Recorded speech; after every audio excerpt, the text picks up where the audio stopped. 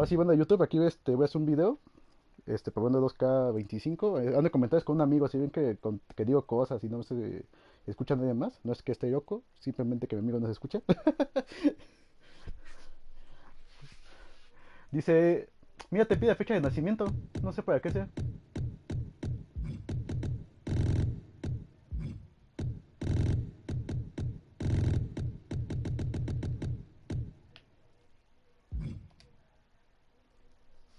No, más metes, muteame ¿cómo se llama? En el en vivo. Porque ahí se escucha. O sea, si me escuchas en el juego, vas a escuchar antes. Ladies and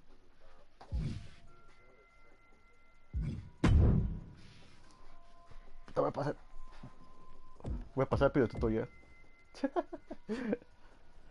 Yo vengo a lo que vengo, a pasar el tutorial y todo.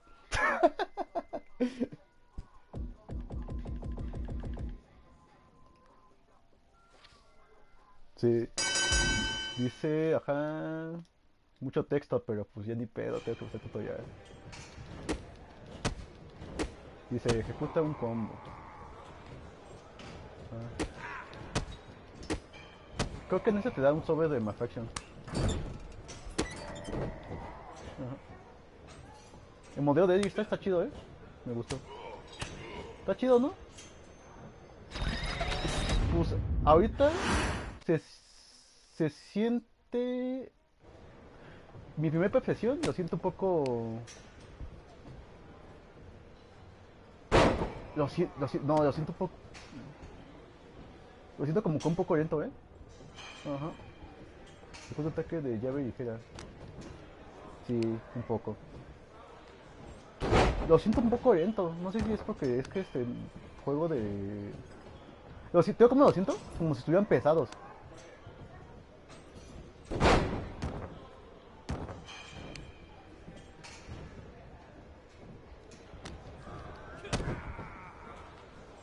Pues nada, es como que tiene escudo, ¿no?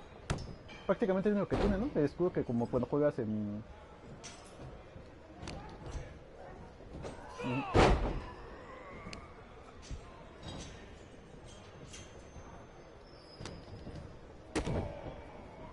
Pinche tutorial infinito. Pero si no pasa ahorita, después se va a dar un chingo de huevo.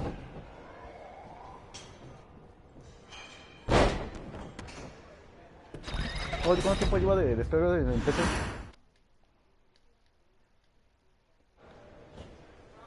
Ejecuta un ataque de juegos.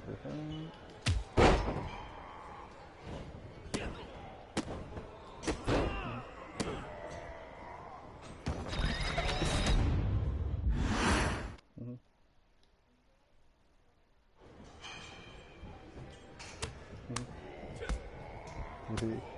Pensé que no ibas a comprar. Te siento que ya pensaste mucho. Pensé que ya no ibas a comprar. Como que le dijiste que a lo mejor no iba a comprar. Por eso. Que ejecuta ataque de sucesión. Ajá.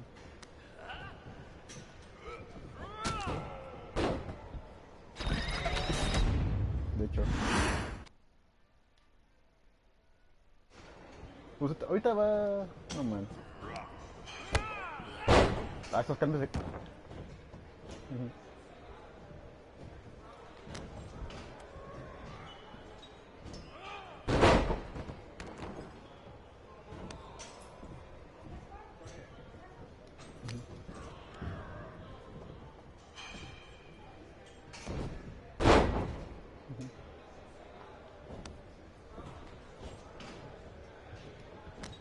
Ah, estaría chido. Pero no crees pero no crees que se dañe, no crees que se dañe algunos luchadores, porque no todos van a tener ese llamado.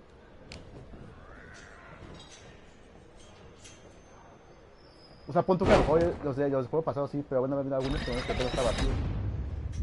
O eso de menos, pon tu, ajá, ajá.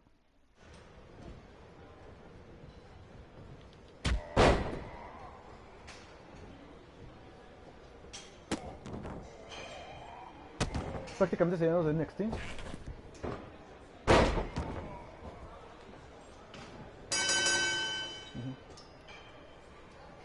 Ah, sí. De hecho sí estaba, ¿no? Porque yo vi que sacaron el audio.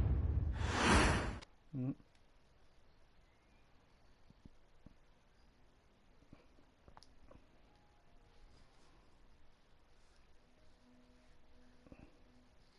Carga rápido, pinche juego.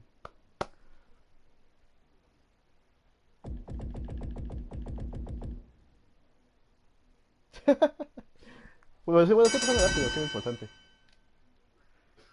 Ah, mira, este modelo está chido. ¿Lo viste? Ajá.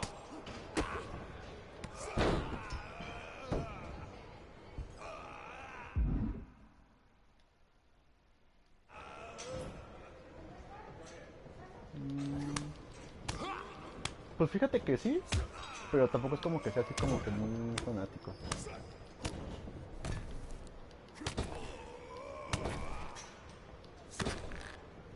Sí, pues es que no manches, es que se va a escuchar el audio y se va a escuchar que estoy llevando de solo.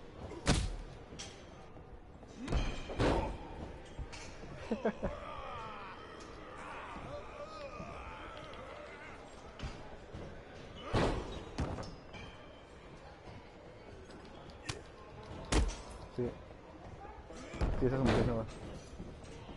No, es que no entiendo qué pedo.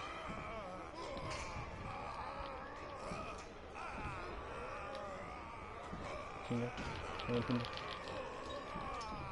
Creo que ojo. A veces todavía no entiendo bien. Qué bueno que se juega el tutorial. Ahorita voy a saber.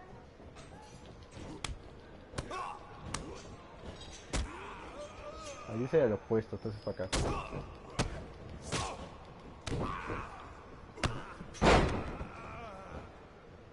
Me falta un.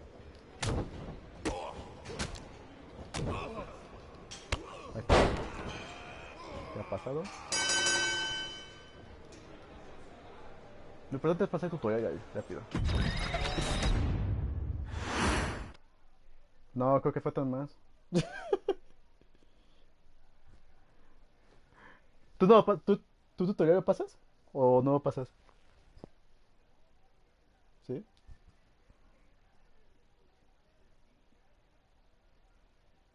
A mí que me. Ajá. Sí, sí.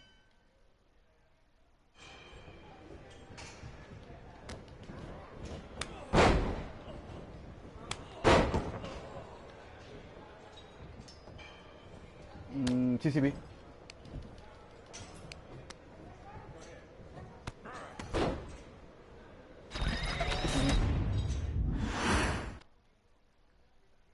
Lo está haciendo ahorita, pues sí, lo que yo vi es que lo está haciendo por separado.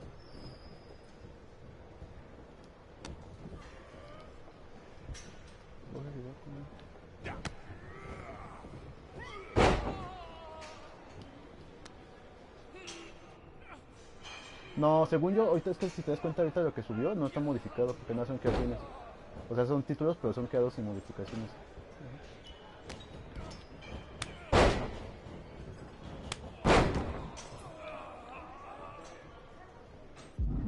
Sí, no, lo está haciendo por separado porque de hecho Kane es un KO, o sea, no es creación.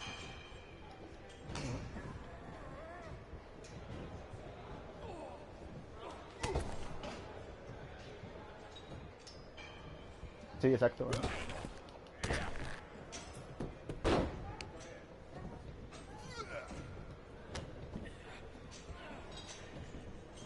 Ujú.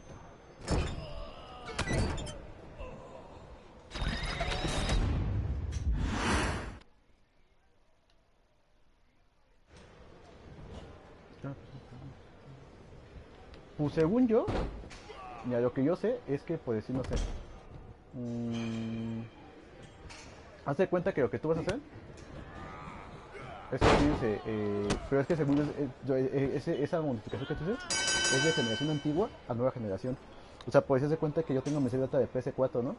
Y ese se transfería a Play 5. Pero por lo que tengo entendido, los datos creo que no funcionan así con este juego. Porque según yo, o sea, te funcionan, pero se hace cuenta que hay como una confusión ahí, porque, o sea, sí puedes bajar, pero haz de cuenta que yo tengo Play 4 y tengo mi Play 5. O sea, los puedo transferir a mi Play 5, pero los transfiero a la versión de PS4, no a la de Play 5. No sé si me explico más o menos.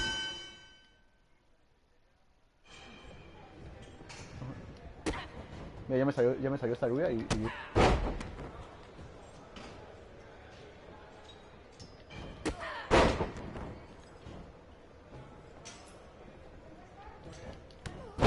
la neta, sí me gustó. Hasta que por fin tenemos a una con así sin pintura, bueno, así como que pintura y ese tipo de cosas.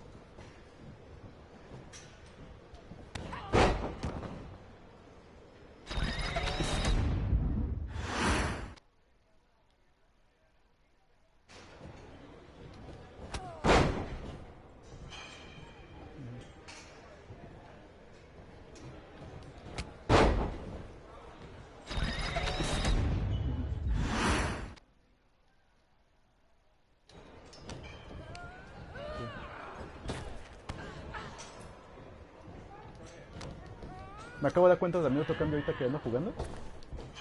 Ahorita a ver si lo puedo hacer. Bueno, a lo mejor te va a salir el tutorial, ¿no? Pero ahorita te voy a enseñar.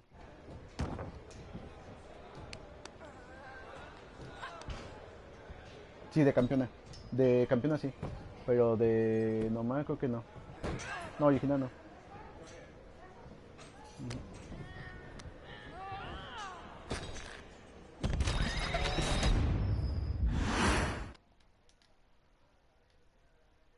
Pon tu canal así como cambiando un poco de animación, pero sí.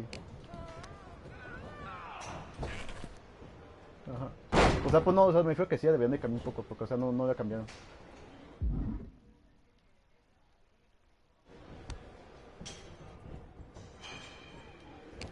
Estaba pensando, justamente un amigo me dijo eso. Estaba diciendo que voy a jugar ir a dar un up contra ese de Evans, ¿se llama? J. Evans, algo así. Con él. Y pues sí, ajá. Ah, es que te digo que pues sí, ujú.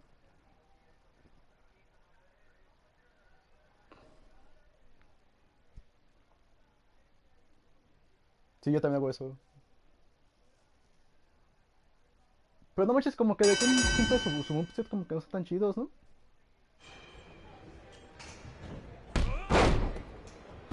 Ujú.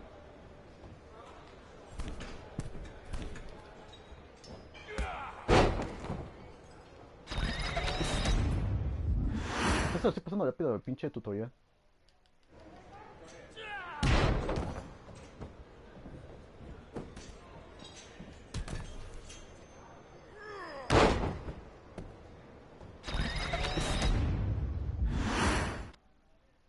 Ah, mira, aquí está lo de las panchas y las barricadas.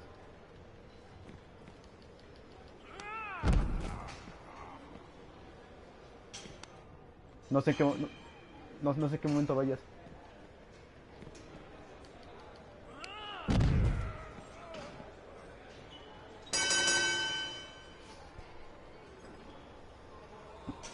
Estaría chido que hubiera una opción que el juego detecte que si tienes los juegos de años pasados, ya no te ponga tutorial que te pase en automático.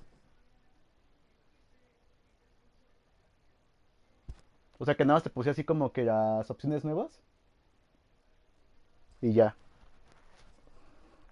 Ajá, eso estaría chido.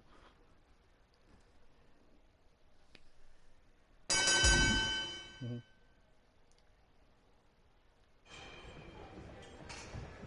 Dice ahí un cambio de hecho en cabina.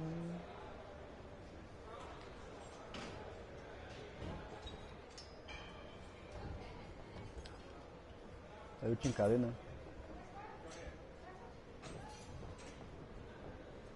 Ujú. Sí. La lucha en cadena se es que apretando el círculo. Durante el juego, eso no.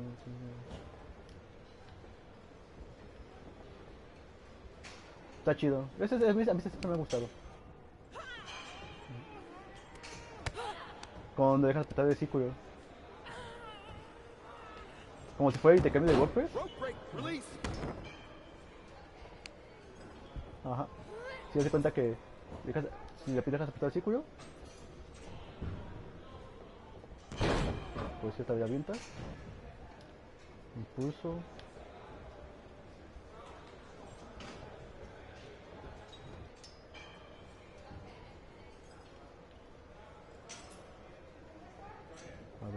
entender.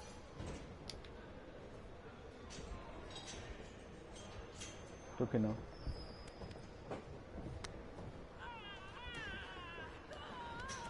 ¿Sabes?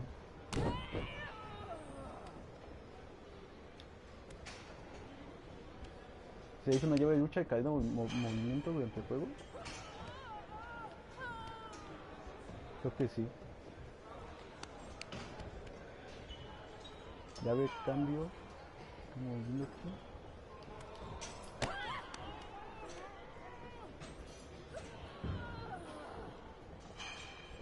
Ahí está. Ya puede pasar. Cuenta abajo, dice. Dice noche en cadena. Ah, ya.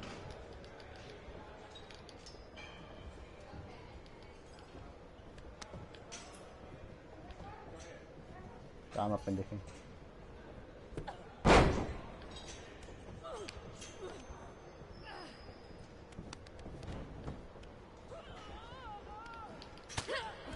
¿Hacer un ensayo?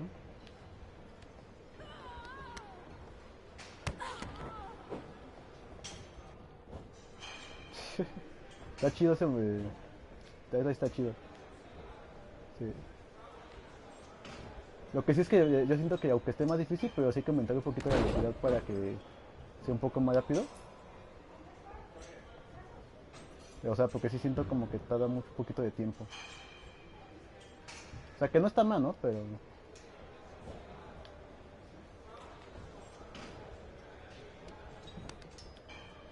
No, tú lo puedes activar. Porque dice que se aprieta dejando círculo.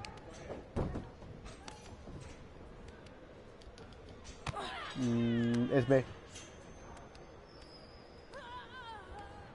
Ajá.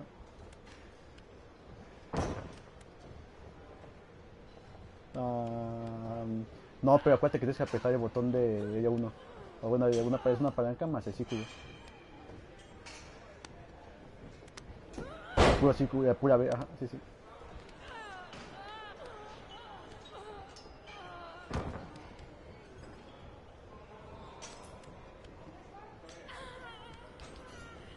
Sí.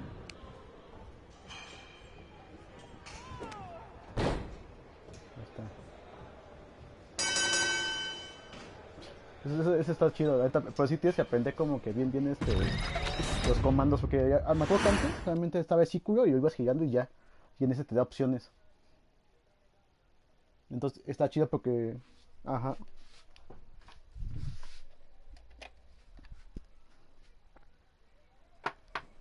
Sí. Neta está chido. No, vaya verga, güey. Todavía falta. Ya quiero jugar. Voy a estar jugando, ¿no? Pero que ya quiero jugar más.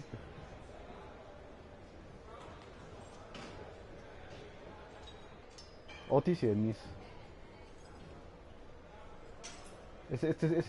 Este fue lo más difícil.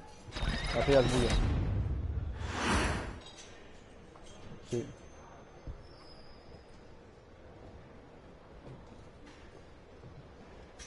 Sí.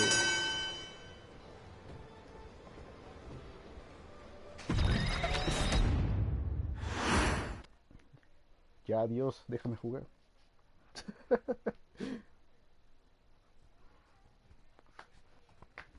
Bueno, todo se por mi paquete de sobres, donde prácticamente van a salir puras cartas de potenciadores. Y ya viste que ya se pueden modificar las personas cards y te dan a todos Sikoa.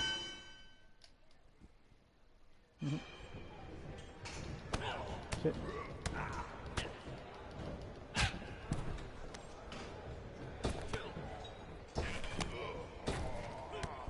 ¿Por qué?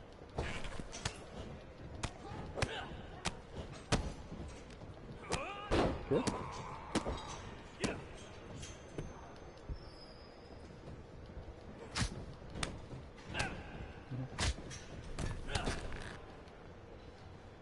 Es que lo que estuve viendo es que, o sea, estaban las piezas, pero, o sea, solamente funcionaban para, ¿cómo te digo? O sea, estaban invertidas, o sea, todas las prendas de hombre estaban con mujer y las de mujer estaban en la de hombre. Porque es que por eso podías ocupar la cadena de este Triple H.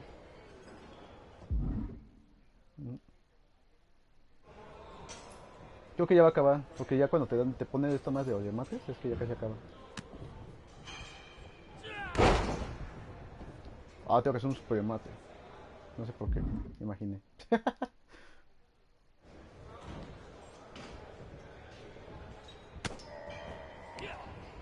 Puta, esa pantalla se la voy a quitar, no me gusta que hagan eso.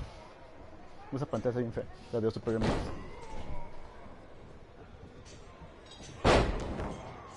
¿Sí? Yo sí la quito.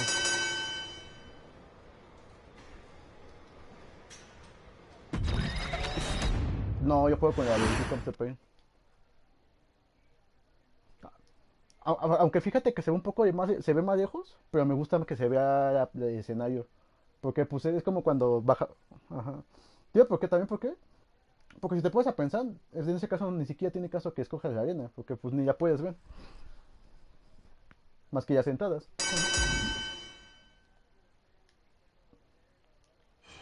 Ahora sí, está yo chido. Fíjate que esos combos que son así de inversión, cosas así me gustan.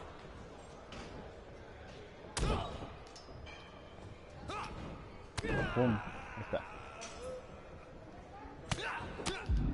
Ah, ventos. Adiós. Espérame. Adiós. Hecho. Esto viene todo de tiempo pesado durante el combo, ok. Ahí está. Creo que no me gustó que no está Bad Bunny.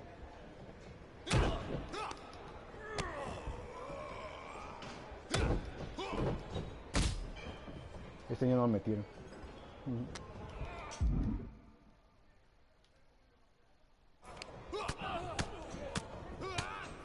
Ok. Agárrame. Ahí está.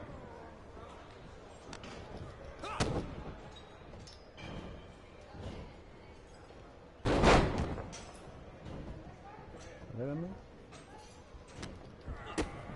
Ok, ahí está.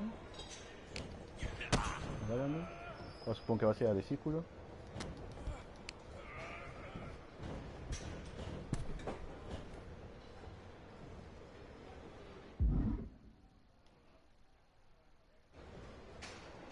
Ah, sé lo que te decía que este año cambió. A ver si alcanzas a ver.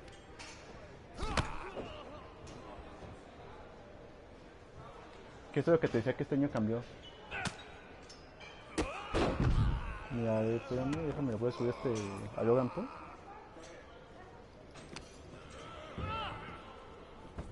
¿Te acuerdas que cuando esquivabas como que te hacías por atrás así como si fueras boxeador? Este año, a ver, espérame.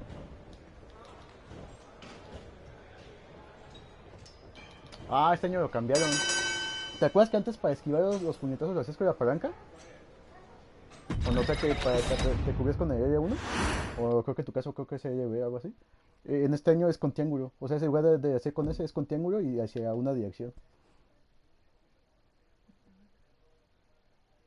Ese es otro cambio. Bueno, es otro cambio que estoy viendo.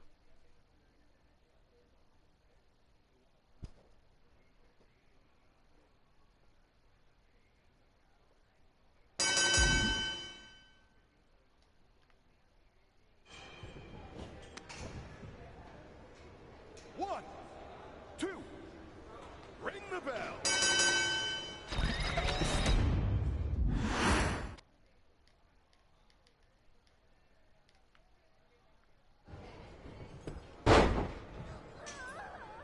One, two, that's three.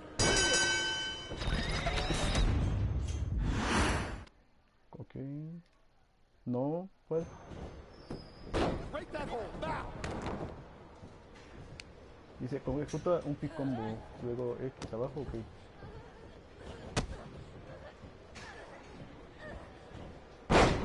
Yo así como de mejor no me voy a pasar. Yo así como de... One, two, that's it. Ring the bell.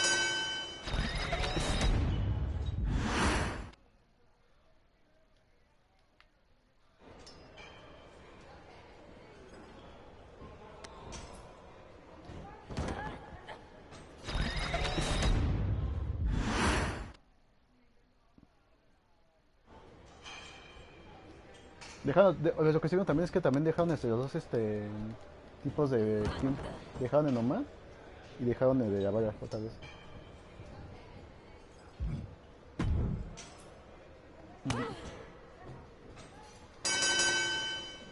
Voy a escoger de la vaga. Ahorita voy a ver si de la sumisión a ver si lo dejaron el pasado o también nada más dejaron el de Egipto.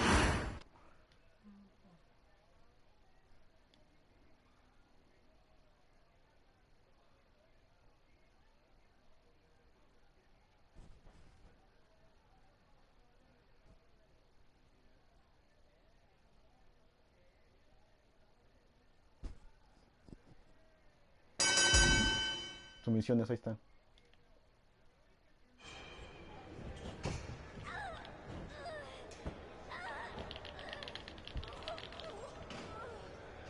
Si hace una sumisión de tu video boca abajo, el ciclo de dedos usando el 2 para colocar la vara roja sobre la sombra azul. Pero es que no entiendo cómo.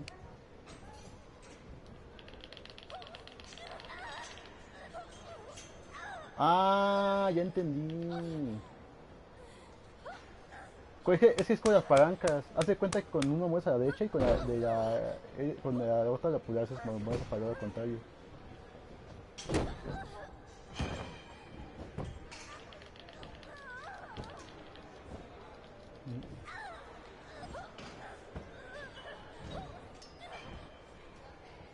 Ahí está. Pues fíjate que no me convenció tanto,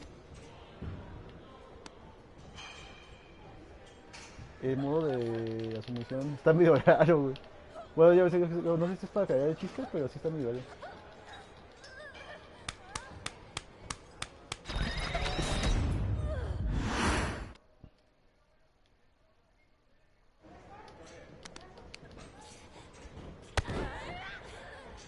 Si inflige daño a las piernas, si fue círculo, ok. Inflige daño a las piernas, círculo y ok.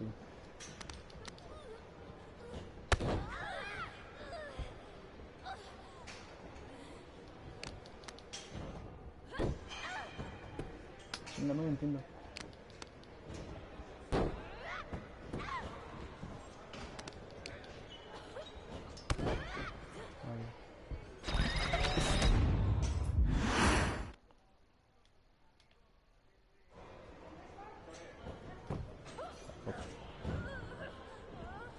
El modelo de cuello es el mismo, ¿no?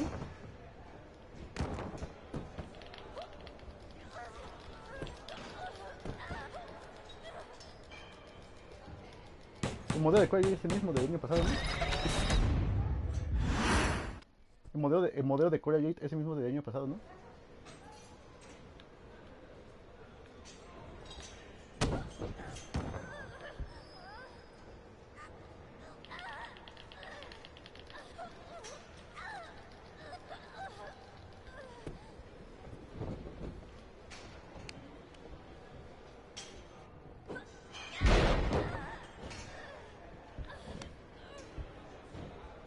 Hecho.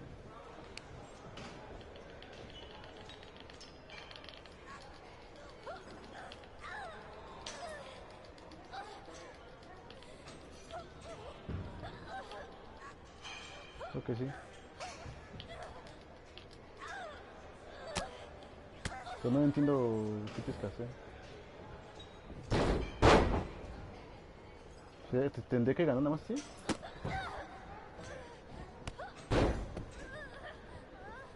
A ver.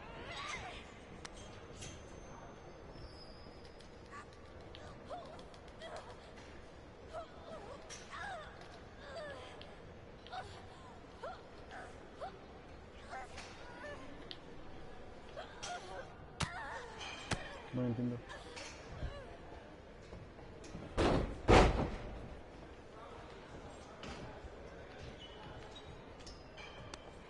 No, dice que levántate y se mete a ayudar.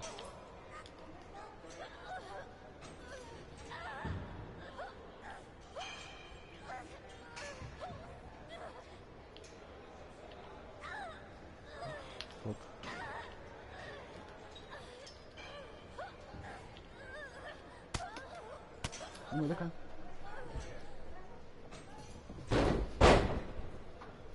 ¿Te imaginas que no puedo pasar el tutorial?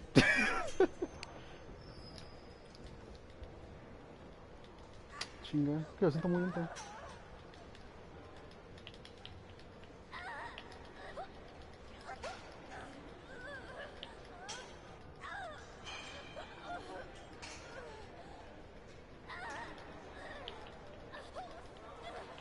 Casi. Hijo de tu puta madre, ¿por qué no se mueve?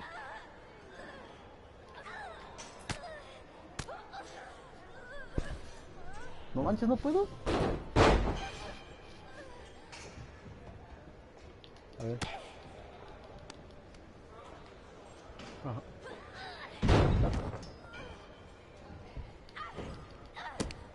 A ver, hacer el mate.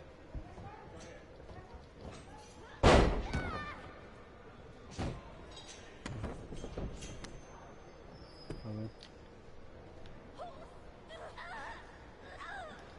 Ahí está. Está.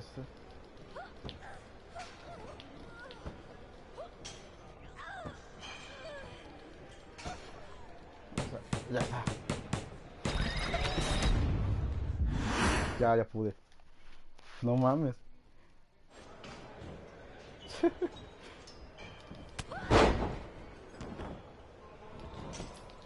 Sí. Ay, sí está, mira. Esto se voy a ponerse. Cuando está batallando. No, neta no me gustó ese modo, ese sistema no me gustó. Pero siento que va. Pero siento... Sí.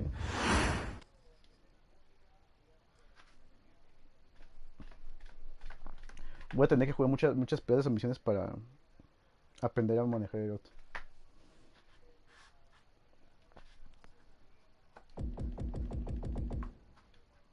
Pues está chido eso, que te dejen escoger entre varios. Para que te acomodes con el que más te guste.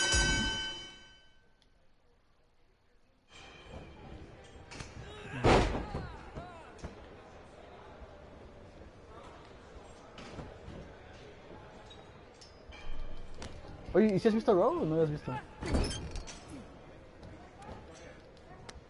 ¿Y qué crees que vaya a pasar con lo de chat? Ahorita que hacer este chat.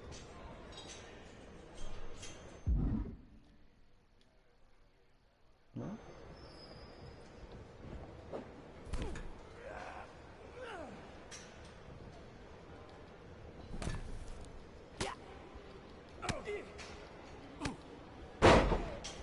Pues, pues según estaba viendo que según ya es que salió un video donde según va a México. Dicen que según va a salir este Ray Phoenix según. Este Ray Phoenix, no, de Penta. Ajá.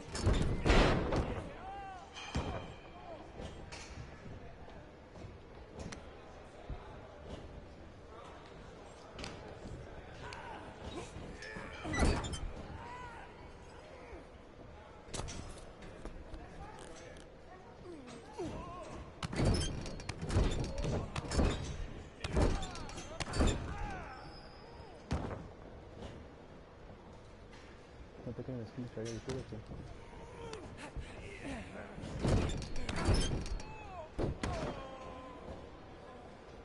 más o menos. A ver. A ver. Y eso que nada más me... Y eso que nada más me atoré en uno, Porque todo lo demás te pasa de volada. Perdí mucho tiempo en eso de la sumisión. Ajá.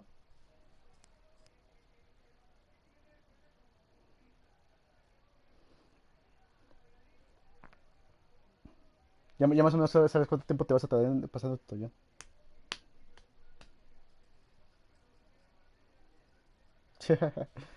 Lo vas a desbloquear. No, te vas a dejar el último para que te lo cuente.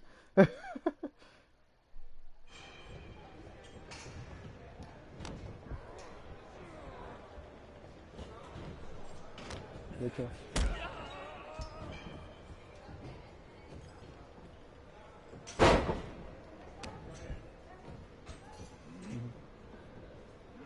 Pido que para que no te aburras, igual nada más desbloquea, o sea, eso si quieres no los desbloquees, o pasa una vez y ya desbloqueas todo.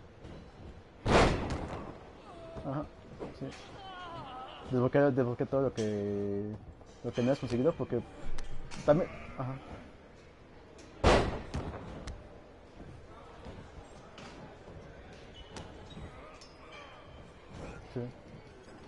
Anda, ya, ya.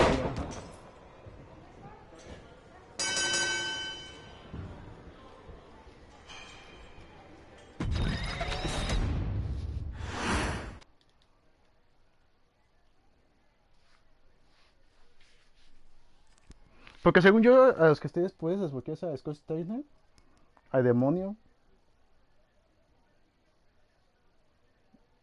Creo que ya hay uno John Cena, ¿no? Creo que puedes desbloquear Super Cena.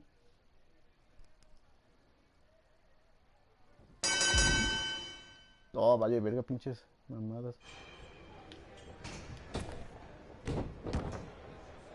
Este, güey.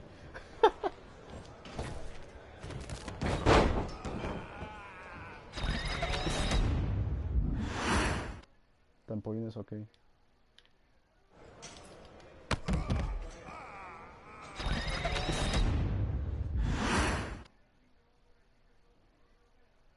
Dice...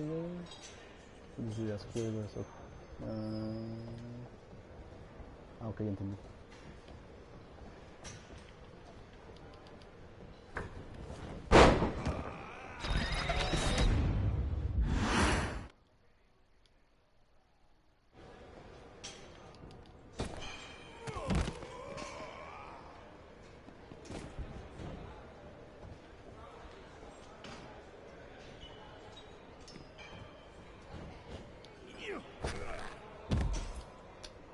¿Se ve desde el India te dan? Es aquí, ¿no?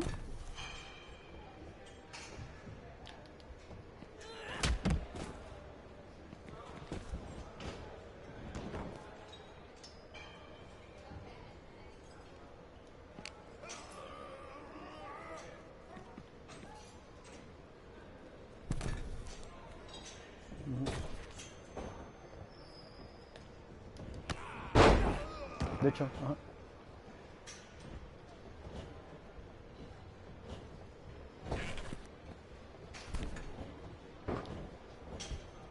Veo que te decía.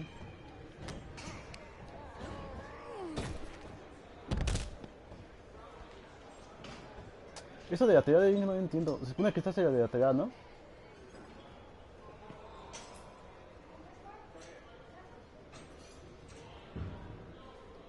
Digo que podemos subir los colores invisibles para la ropa, para hombre y de mujer. Ese digo que sí lo subas, pero lo subas así luego, luego, para que lo ganes.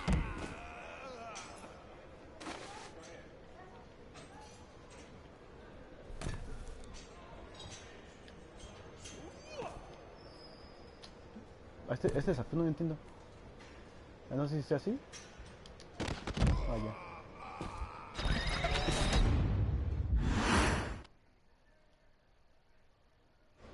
Dice... A ver si esto creo que sí es así.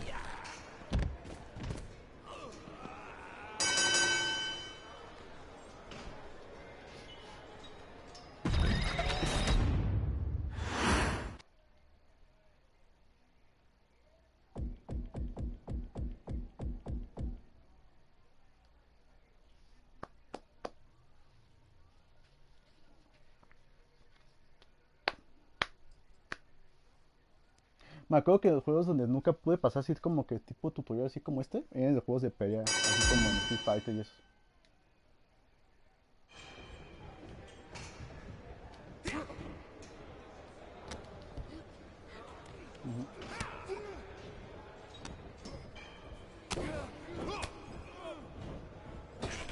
Y esta cámara te...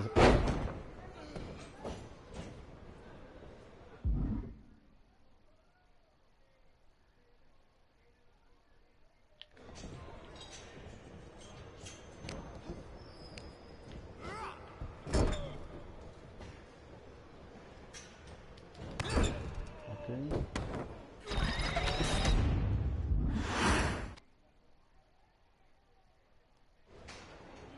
Dice, ejecuta una llave de paseo.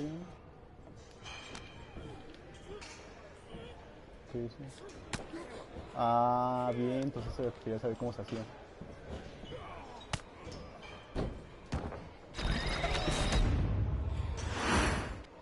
Ahorita pues sí te activó directo de tutorial, ¿no? Pero... Ahorita creo que se desactivé las opciones ahorita. Dice, ok, círculo, digo. Ah, ok, ya entendí cómo. Fíjate que eso yo más o menos me imaginé cómo iba a funcionar.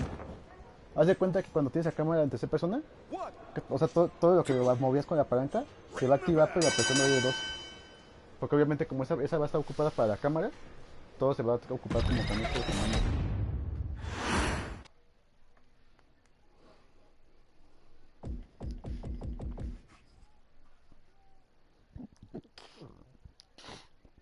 Nada más que sí siento que o te acostumbras a jugar en tercera persona, o te acostumbras a los otros modos que son los normales, porque sí te va a costar trabajo estar cambiando ese tipo de cámara.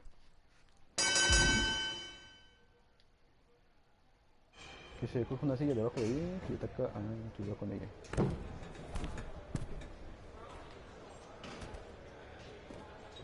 Ah, shit, soy infinito. ¿Cuánto tiempo llevo?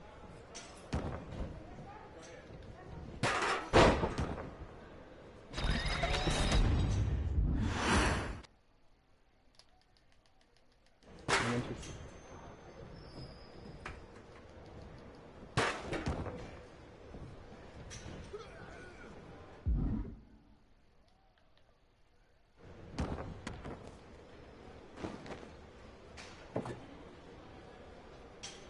No, sí, porque hace mucho tiempo. O si no, después. Voy ahorita. Ajá.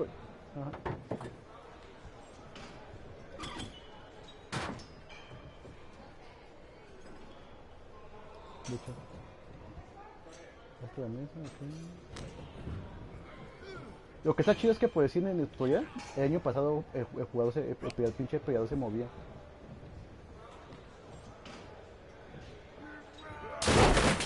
Y ahorita te lo dejan quieto para que no se mueva, está chido. Apoyo una mesa de esquina, vaya verga, si ya empieza.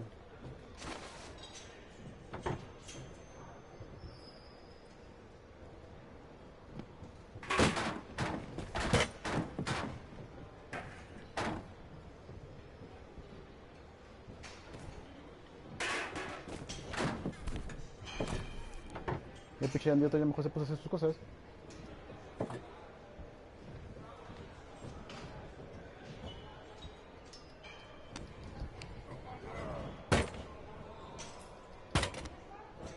Ajá. No, solo.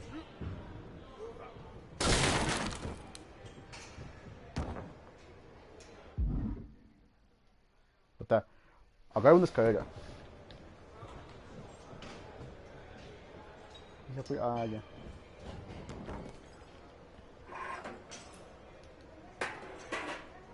Vamos para acá para. Si no va a estar grande la silla.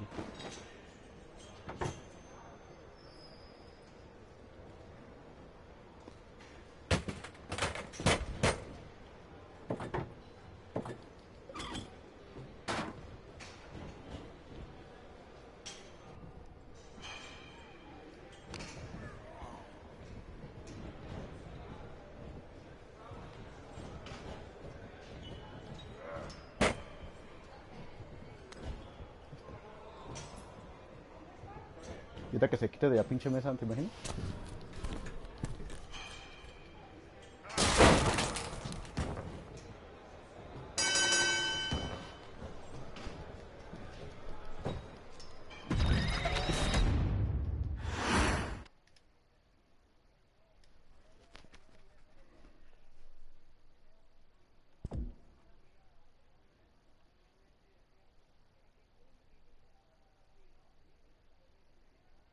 Ah, pero acuérdate que estoy en video.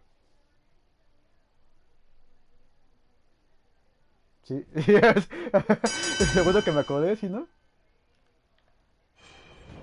Ah, el modelo de tal matón que está chido.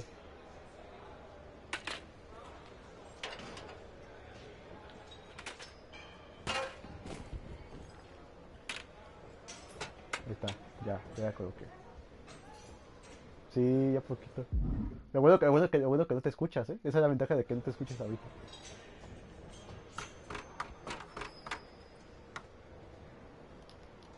Ah, chinga. ¿Esto cómo es?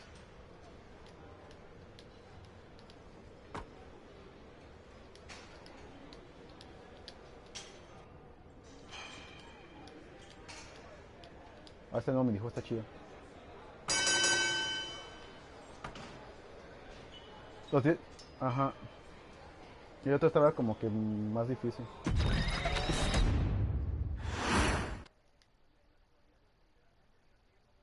Nada más que siento que cuando sea peleas de 8 va a ser un pinche dolor de huevos.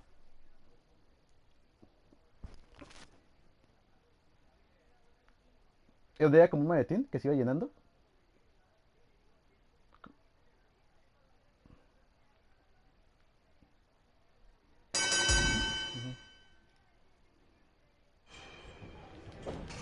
Ya, ahora sí, ya va a acabar. El tutorial ya es el último. Por fin.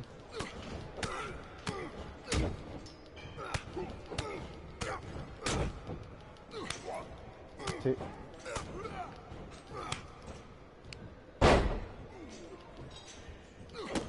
Leyenda.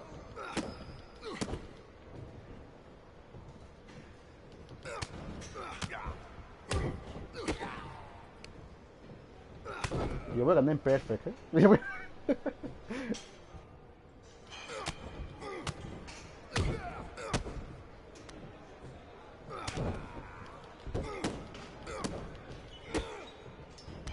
Fíjate que sí me gusta, pero yo le voy a cambiar a atuendo y le voy a poner sin camisa.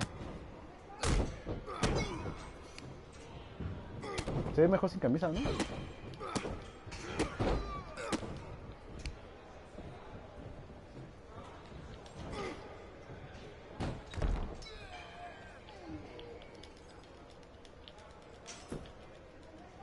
está. Ya, que se acabó.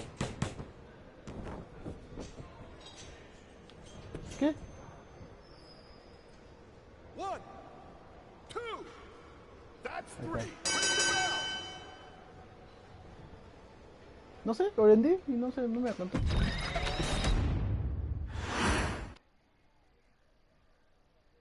Sí. Mínimo espero que me dé un trofeo de pasar el tutorial. No, no me aventé una hora por nada. No. Y ahorita, sí, imagínate. Nada, no. Me metí aquí. Ah, creo que a lo mejor es el último, ¿no?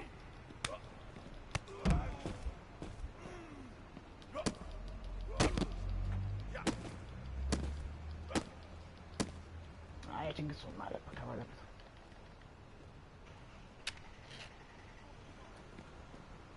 Muchos payasos.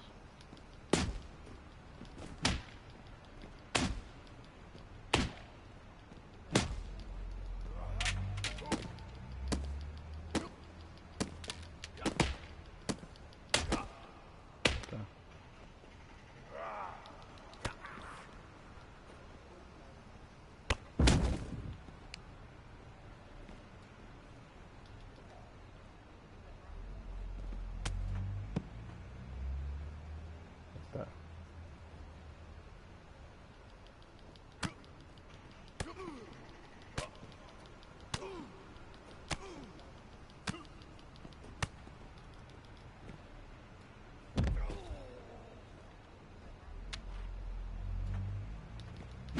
Yo creo que lo tengo que noquear, ¿no?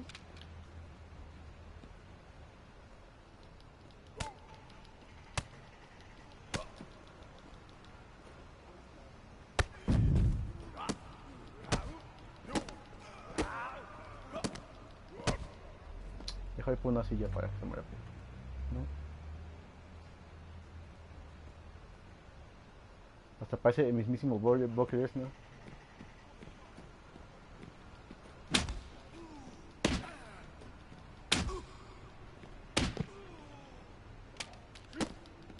Deja, voy a cargar dos de matas de una vez.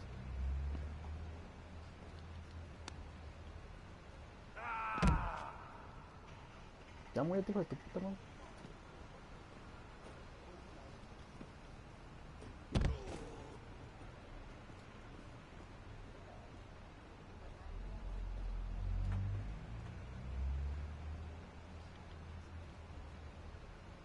A mí tampoco me gustó. Es que aparte lo que digo, o sea, no está chido porque, o sea, ni siquiera fue un modo que está pensado para los juegos de luchas. Son nada más prácticamente para el juego de dinero. Lo único chido son las botas de Seth Rollins, las rojas, que puedes conseguir.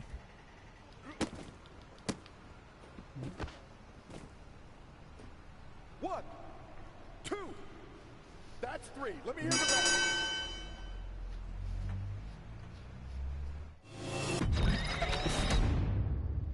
Ya apareció salir de tutorial, mira, por fin.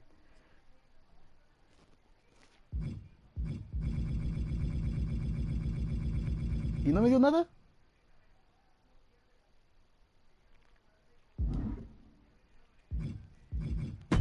Sí. No, hombre, qué pinche pérdida de tiempo. Bueno, ya vamos a poner factor de peso a carne. Eso es lo que quería hacer, moda cuánto infinito. Control de disarte, pulsar rápido. Ajá. Minijo de pin, pulsar rápido. Pulsar a tiempo. Ajá. Ok. Presentación. Cámara. Ahorita voy a poner estándar. Indicador, mostrar cuentas de hábito. No. Mostrar cuentas. Ajá.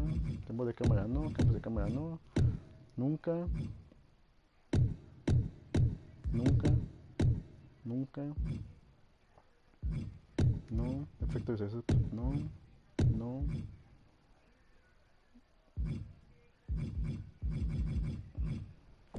Ok, ajustes.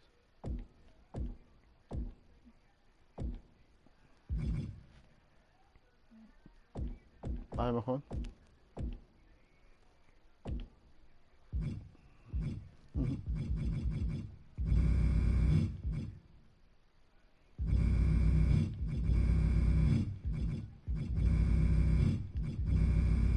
¿Quieres ese aumento para que sea más fácil para pasar las peleas? Y esa se la pongo aquí para que no se mueva la varita.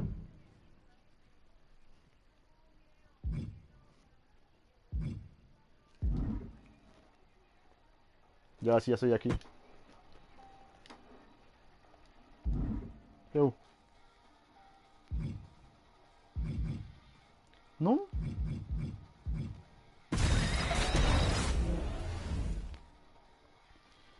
Ya me metí a faction, ¿eh?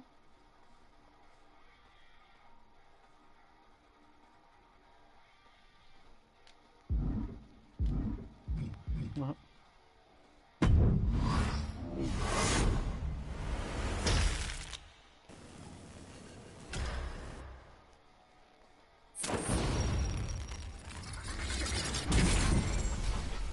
¿Sí? Ahorita ya estoy en faction. Ahorita apoyo para que estés en vivo y estés como que al mismo tiempo.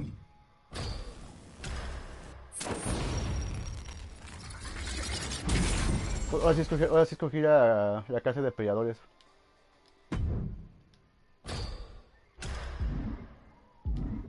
Había puesto la de avasalladores, creo.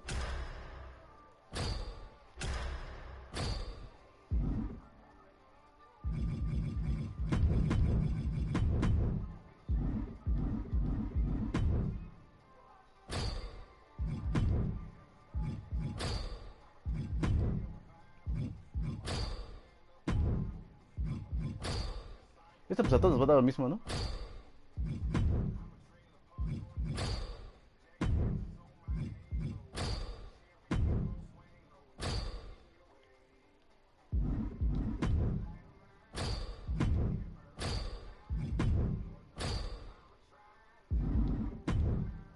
Siempre las mejoro.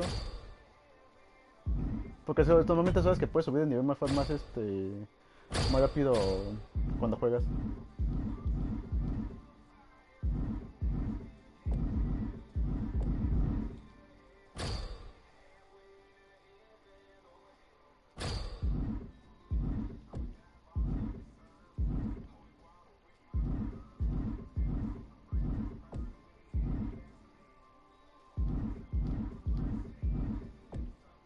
Vamos a ver.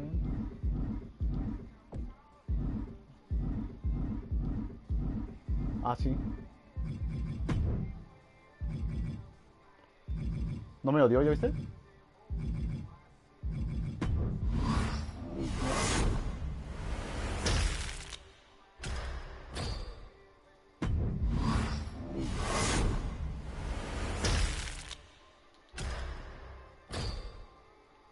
Sí.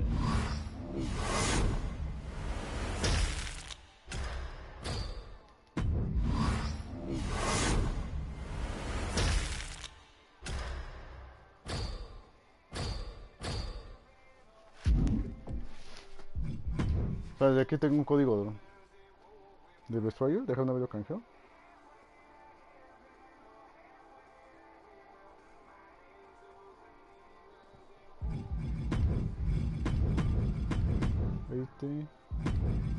Rock 2025. Ah, no, 2K25.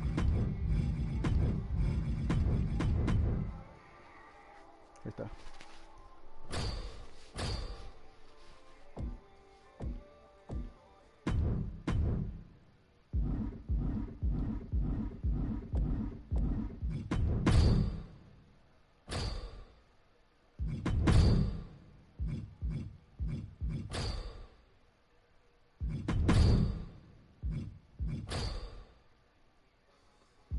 Operador.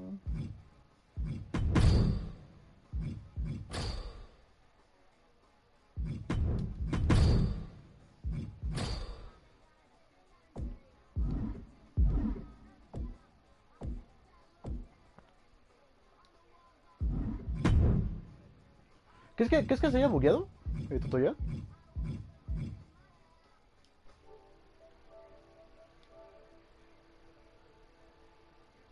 ¿Crees que se haya bugueado el tutorial?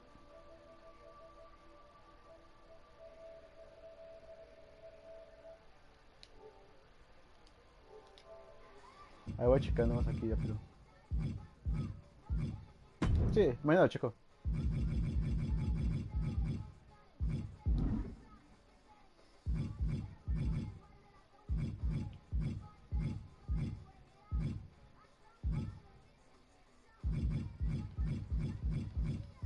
Pensé que menú iba a quedar como estático en la generación anterior, pero sí está completo igual.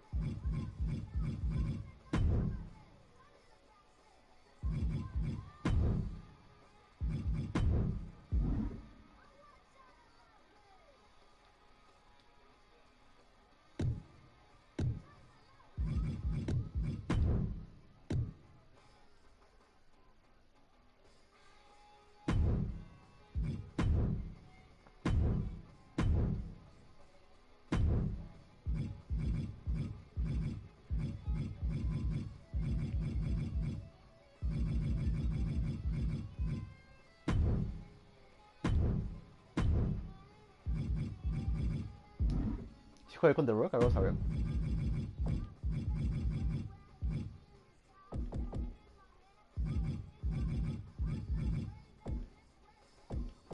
¿Cuánto aquí lo pongo?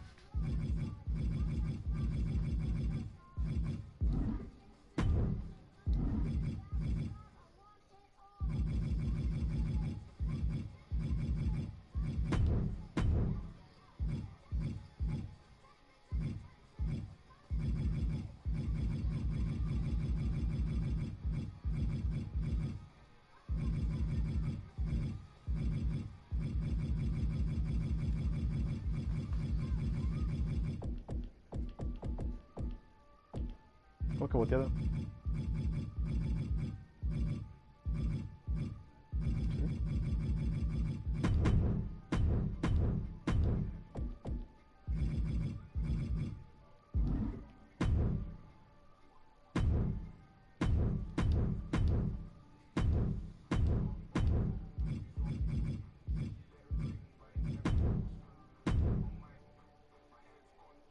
Vamos a jugar así, a ver qué tal.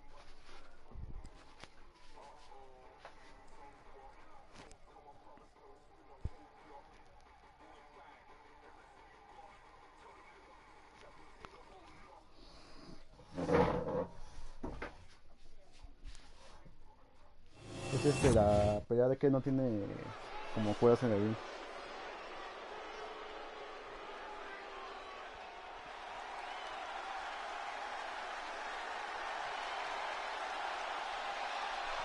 Here comes the young OG.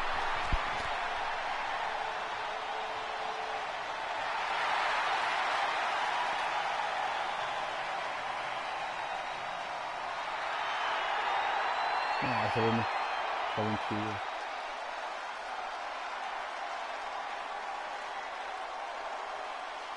Tengo yo. I gotta wonder, did this guy tick somebody off backstage? This almost seems like punishment. No way, Corey. He's all about taking risks. And what bigger risk is there than competing in an underground match? We've seen this guy innovate in the sky. I think he can innovate in underground as well. Okay.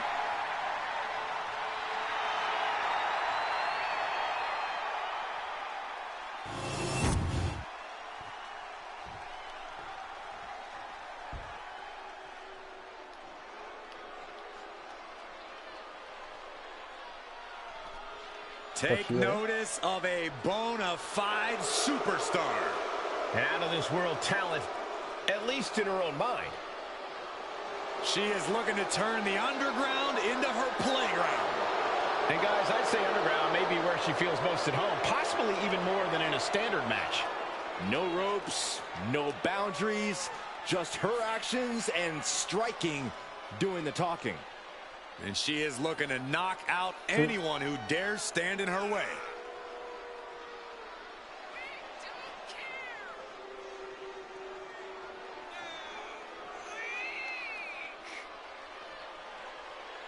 This is a match she has long been asking for. She is more than ready to compete tonight.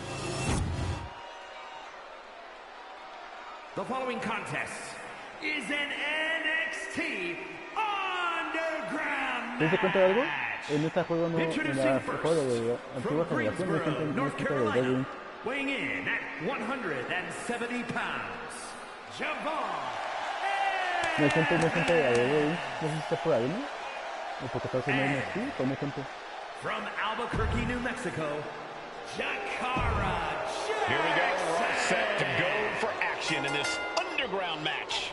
An absolutely lawless match with no rules except making your opponent tap or nap. A match that definitely benefits the more technically minded superstars. Ooh. Kick connects. And there's more. On a ripcord Spanish fly. Showing off the quickness. That'll turn things around in a hurry. Fends it off. Good counter. Several reversals. Neither superstar able to penetrate their opponent's defenses. There's the kick.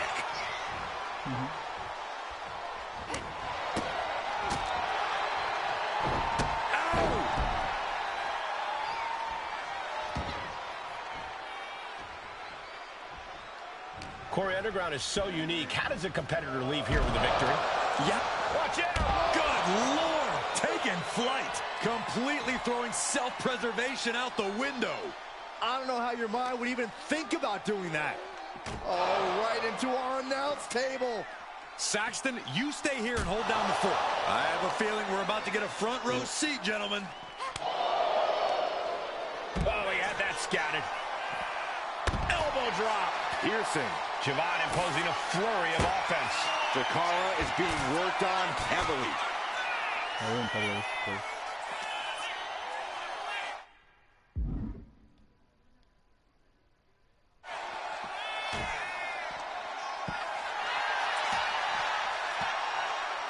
No clue what he hopes to find down there.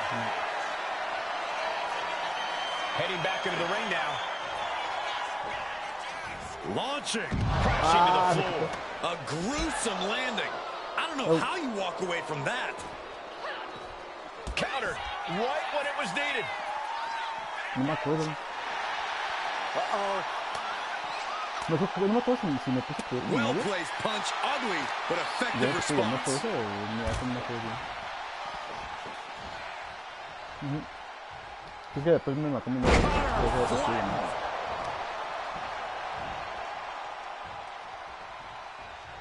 Oh, here it comes. Dragon twist cover. Jackson is completely out of it. Two. Deje. He got him. Javon got him. No, estamos hablando por teléfono. Here is your winner. Ya que se podía tener. Lo sentí muy muy fácil la pelea. Voy a tener que subir dificultad.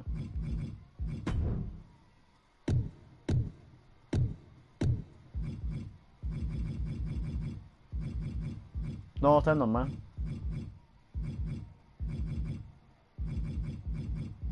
Mucha cadena, sí.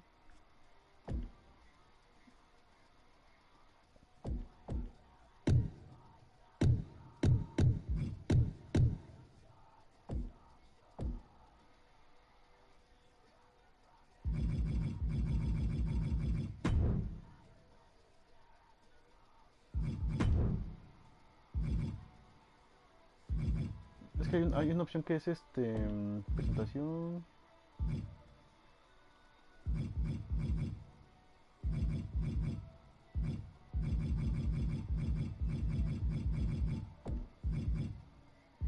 ¿A showcase? Ajá. Ah, es este de aquí, quiero quitar el tutorial. A ver. Está acá, ¿no? Ya voy a adelantar los videos.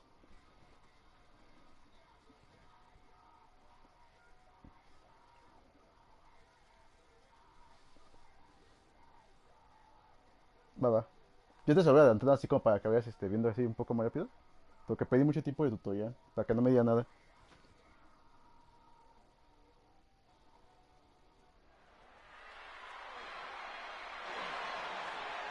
Sí.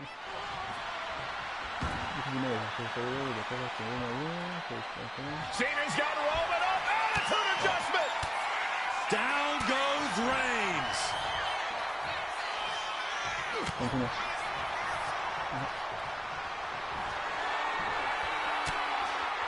Pero...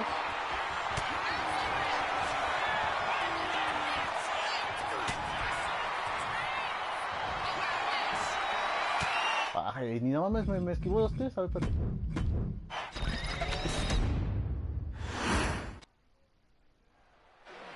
No, espérame, ya sé qué voy a hacer, espérate. Para pasar rápido, espérate. Porque si no me voy a tardar más tiempo, deja lo que voy a hacer.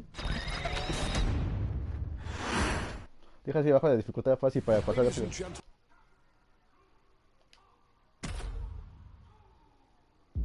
Espérame. Espérame. Ajá. ¿Para qué batallo?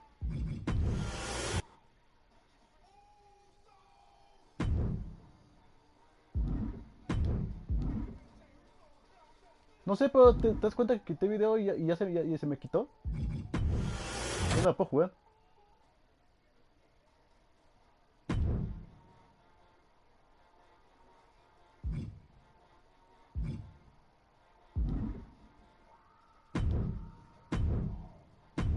A ver.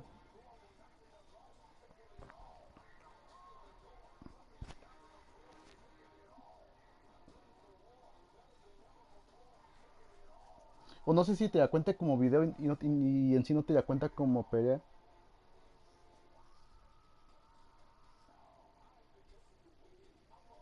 Puede ser.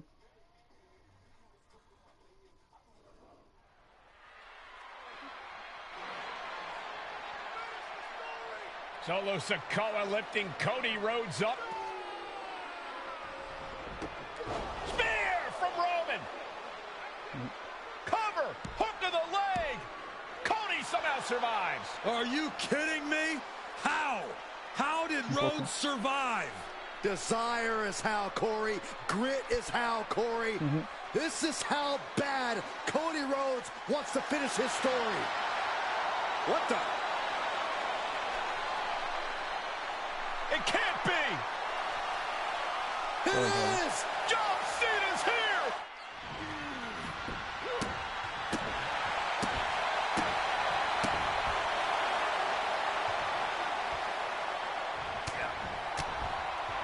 And an attitude adjustment. The tribal chief has been dropped.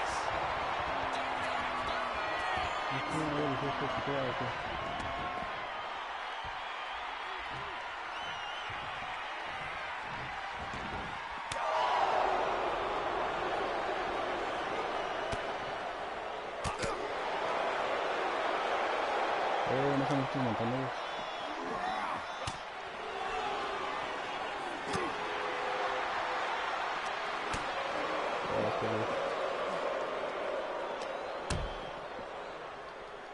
No, sí pasó.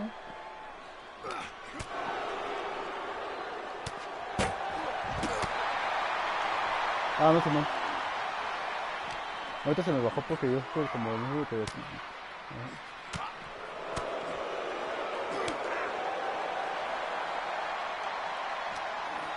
Ah, chingada, ¿verdad?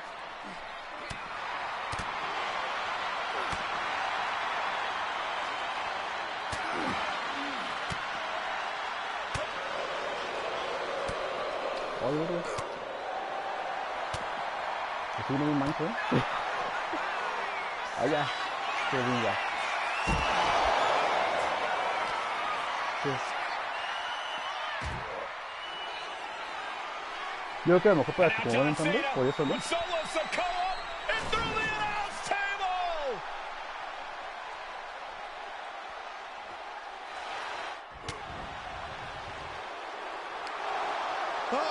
pasó esto. Dice...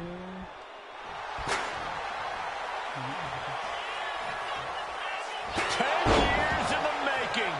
The tribal chief putting a ghost of his past. Roman Reigns setting up, looking for the spear to put Cody away. No! Cody catches Roman. Crossroads. And another crossroads. Y que si tenía que pasar esta madre porque si te das cuenta para el show que es para esto. Finish the story. Everybody seems to think that WrestleMania 40 was the night the bloodline ended. But anyone who knows us knows that it's going to take more than one bad night to bring us down. If anything, we're just getting started.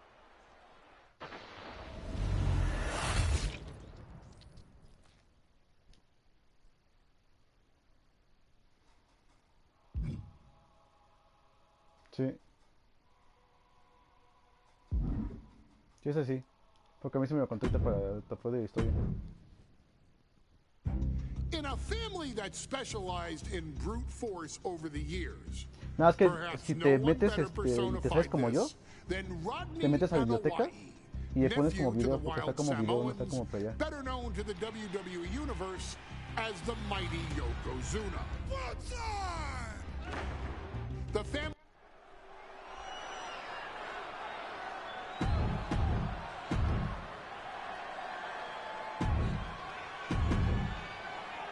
Intensity on the face of the... Sí, gana Yokozuna, ¿no? ¿verdad? Michael Cole emanating from King of the Ring 1993 alongside Corey Graves and Byron Saxton, where Yokozuna hopes to regain the WWE Championship he lost in record time to Hulk Hogan. Both men coming in with so much to prove. Hogan wants to prove his controversial WrestleMania win was no fluke. And he's also promised to finally slam the 550-pound giant right through the ring. Yokozuna wants to erase the memory of his initial title reign that lasted mere seconds. He knows that a fresh Yokozuna can beat a fresh Hulk Hogan, and tonight is the chance to prove it. Still so much more action to come after this amazing matchup. Of course, we have the King of the Ring finals later, but before then, there will be an 8-man tag team match with the Steiner brothers and the Head Shrinkers on opposite sides. You want to talk about unfinished business from WrestleMania? Those two teams went to war back in Vegas, and I expect even more hard hits here tonight. We know each man's strategy coming in. Yokozuna has added 50 pounds to his frame since WrestleMania. Well, Deja el inicio.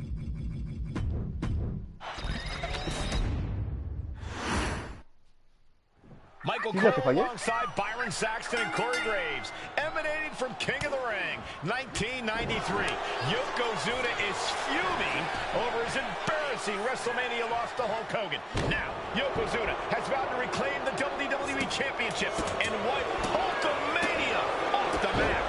Indeed, the last time these two shared a ring, it was disastrous for Yokozuna. Mr. Fuji issued a challenge to Hogan on behalf of his client. And 22 seconds later, Hogan was the new WWE Champion. But that night was mired in controversy as Yokozuna had just been to battle with Bret Hart to win the title. This is going to answer a lot of questions from WrestleMania 9. This is Yokozuna. Se supone que si ya está, dice, contra tu Yokozuna parece un ataque pesado.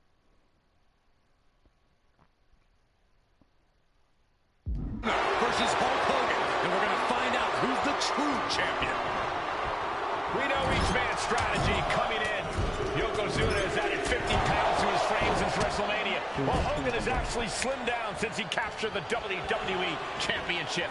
Indeed, we're going to see more speed, more endurance from the Hulkster. But now that Yokozuna... Está pasando los desafíos y hay unos que son por tiempo. Has hit 550 pounds every kick. Looking to end this thing. Can they step through? Yes. Not so much for the submission hold. He just lets go. His grip strength might have run out. Oh. You know, Hogan slimming down may have an adverse side effect. Yokozuna can wrench those holds that are on the Hulkster's waist now. Oh, the waist and chest maybe a little bit... Oh, no. Bear hug of pride. Just able to reach the rope and put it on to the submission. Brutal knee strike. Yokozuna engaging in warfare with the Hulkster. The Giant knows this may be his last chance at the WWE Championship. And Hogan falling victim to a slew of offense. Yokozuna taking the fight to Hulk Hogan. The Hulkster's rocked. Shoulder tackle.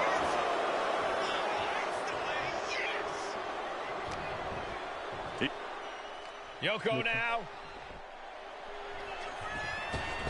Oh, no, no, no. A big splash. Yokozuna demonstrating his full power. Hogan's in trouble. A big leg drop by Yoko. That's the kind of cold-hearted... Has the champ pin. Is this it? Forces the shoulder up after two. What a match. Yoko says this one's over. The challenger clearing a path to the title. We knew it was not going to be an easy task to put the... Yoko says this one's over. Side drop. Can a champ recover from that? And Yokozuna is once again champion. Fíjate que hay unos nuevos desafíos que son como por tiempo. Y siento que esos son los que no quiero porque te pueden escribir ahí.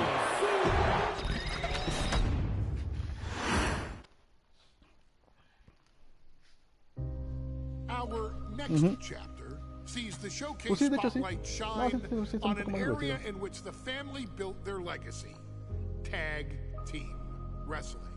Starting with the Wild Samoans, Afa and Sika, all the way through to more recent champions like the Usos or Tama Tonga and Tonga Loa.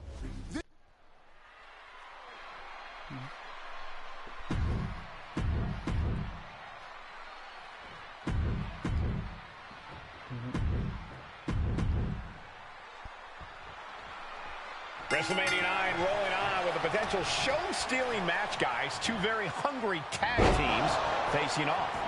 Indeed, Michael, the Head Shrinkers and Steiner brothers are both new to the tag division in WWE, but both teams are off to an amazing start so far. You have to imagine whichever team wins this high-profile fight becomes an instant top contender for the tag team championship. And with two teams this physical on such a big stage, it is indeed going to be a fight. The whole world is focused on WrestleMania 9 tonight. The last thing you want to do is come out on the wrong side of a match like this. That's right. A big win at WrestleMania means a big boost in the tag division and a substantial winner's purse. I don't think the Head Shrinkers concern themselves much with the financial matters, Saxton, but they are dead set on proving they're the toughest dudes around. I've seen Samu and Fatu headbutt each other during matches. If they do that to their own flesh and blood, who knows what they'll do to the Steiners? It's just a byproduct of the brutal take-no-prisoners offense of the Head Shrinkers, Byron. These guys will bite, scratch, and claw their way to a win. Rulebook be damned. And with Rick and Scott coming from an amateur collegiate background, they might be a bit more hesitant to bend the rules. Hopefully the Steiners can adapt. The Head Shrinkers and Steiners are two of the brightest young teams in WWE, but they both come to this match with a few years of experience in WCW. The Steiner brothers earned many tag accolades in WCW, but Rick and Scott have their share of singles titles too. Meanwhile, Samu and Fatu were never quite able to break through before WWE. You know that has to serve as motivation for the head shrinkers tonight.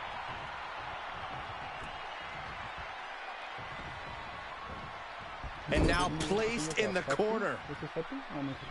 He tags out.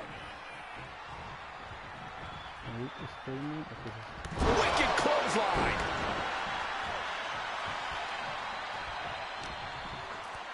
And there goes Steiner sent out. And this is what the head shrinkers do. Top-tier tag team wrestling. Steiner didn't see the tag, decided to hot dog around, and got a foot in the face for it. Before this match, Leg takedown, got the shoulders down. turns the tables. Shiner. What was that? He had him exactly where he wanted him. Oh, that's a hard kick. Here we go. Point of the elbow finds the mark. Man. Piercing the throat.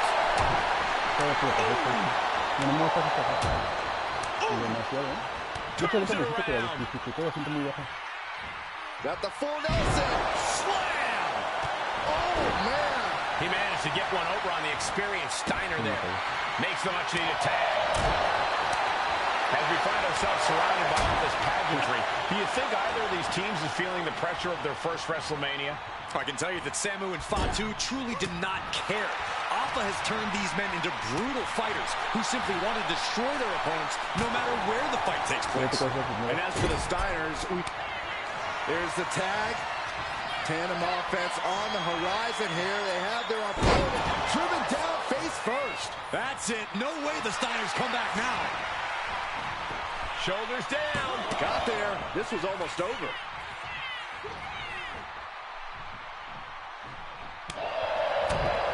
Right across the larynx.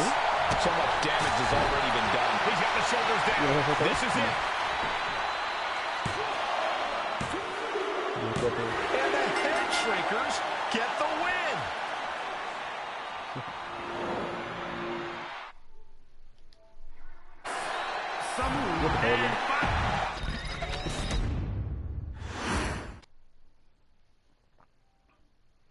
Hey, let's put this in the simplest of all terms.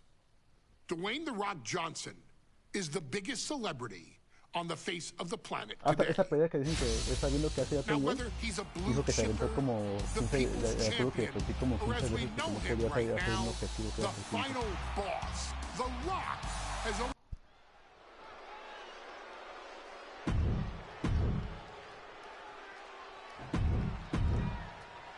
The energy in this arena. ¿Son pocas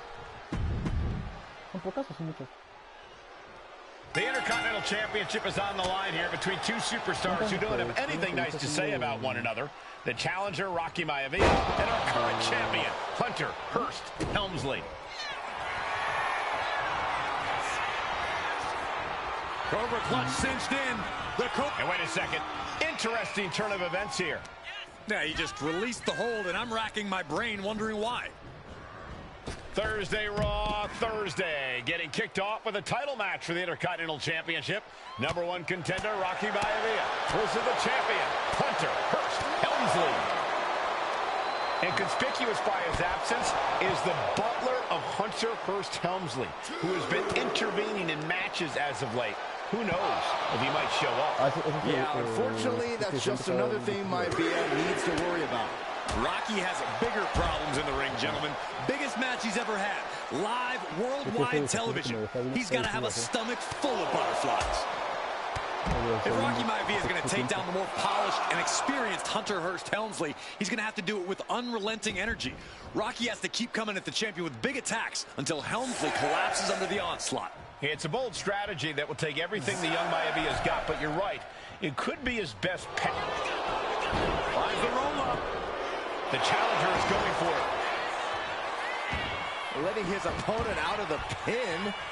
Yeah, got to wonder what he's thinking. Bang! Crucial counter there. And even before the bell rang tonight, I think Hunter Hearst Helmsley has been trying to frustrate Rocky. He's tried to say, perched up top, Diving knee drop. Smothering offense now from Rocky. The power of Rocky Maivia is too much. Hunter whipped into the corner. Nobody home. Rocky hit hard. And now Hunter looks to take over this match. Helmsley muscling Maivia up to the top turnbuckle and a big right hand. Helmsley with something big in mind here for his challenger tonight.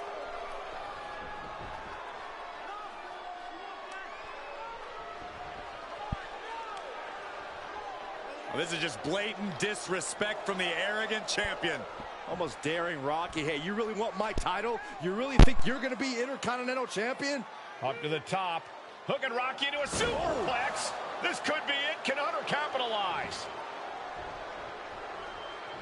This could be it. Hook of the leg and a cover. And Rocky stays in it, getting his shoulder up. Still not enough to put out the flame of Rocky Maivia. Hunter has to be asking himself, what else do I have in my arsenal? And I think we may get our answer, gentlemen. Yeah, it's just a matter of time, I believe, before this one's over. Hunter hooking Rocky, taking his time, looking to put him away. Well, Maivia just collapsed. This just shows you how much damage Hunter Hearst Helmsley has inflicted on the challenger in this matchup. I think Maivia's done. The official might want to step in, call this one. The official checking on Rocky. Hunter Hearst Helmsley believes this is close to being over. Lifting him back up again. Rocky rolls through. Shoulders down. Rocky wins the title. Rocky Maivia has shocked Hunter Hearst Helmsley. Here is your winner and the new Intercontinental Champion, Rocky Maivia. We have a new Intercontinental Champion.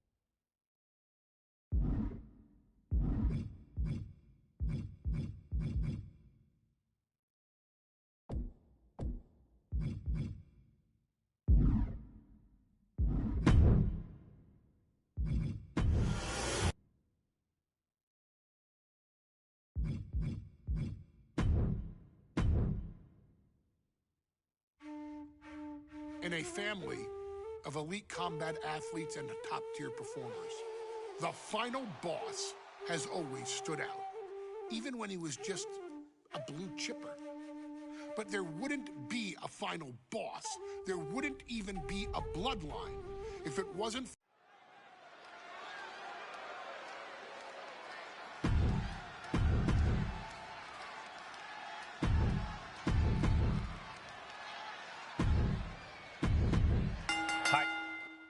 Chief Peter Maivia taking on George the Animal Steel in a steel cage match. Quite a heated history between these two guys. Yeah, Michael, and I think it's because Maivia is one of the few superstars brave enough to take on the Animal. Most of their contests have ended in countouts or disqualifications. Thanks to the cage, we'll get a decisive victory in this one. Well, that really depends on if a cage can even contain them. When a man like Peter Maivia signs up for a match with the Animal, he doesn't know what to expect, just to expect anything in the world. Peter Maivia knows full well that he's in for some unusual treatment tonight. In fact, Steel often has trouble finding opponents due to his erratic nature. But when it comes to competition, the High Chief wants to prove he's worthy of that name. Peter Maivia will take on any competitor, no matter the difficulty. Oh, man. Ooh, right to the throat. Maivia just dominated the Animal with that one. Two very opposing styles in every sense of the word, Corey. High Chief Maivia is a much more physically gifted and talented athlete in the ring than Steel. What's it going to take for the Animal to get the upper hand here? Well, he's got to be even more chaotic than ever inside this cage. Nothing about Steel makes sense to someone as traditional as Maivia. There's never any telling what the Animal's going to do in a match, and he might have him here. Is this it? There's a shoulder up almost immediately. How on earth could he not keep him down for even one at this point? Uh-oh. Headbutt. Nothing fancy there. And that holds Peter Maivia back. Driving the face down. He's getting fired up now, really feeding up this crowd. Peter Maivia turns that around. Oh, what a kick. Ooh. And stays one step ahead.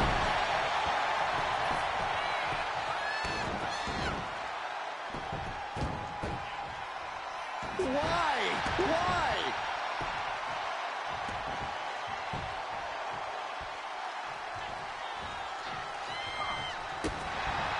Gentlemen, we've touched on the differences. He could be looking for a submission here. Twisting there, able to punch his way out. Oh, man, taking it to the trachea. Desperate use of the headbutt to get out of trouble. Forearm smash. He's going to ascend the cage. Trying to make their way out of the cage. Ooh. Oh, my goodness. Powerbomb. Falls back to the mat. Didn't have anywhere to escape to. Now you have to recover. How you bounce back from this might decide the match. Oh, what a headbutt. Strong impact.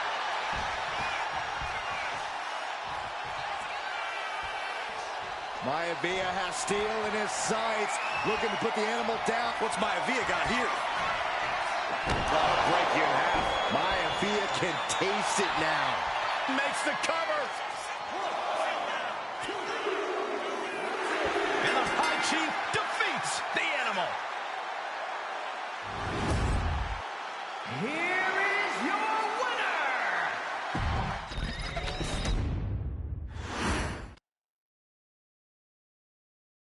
She's not like most girls. She's also not like most WWE superstars. Nia Jax, the reigning queen of the ring, is a reckoning. A force of nature that blitzes right through her competition. A cousin of The Rock, Nia Jax arrived in NXT.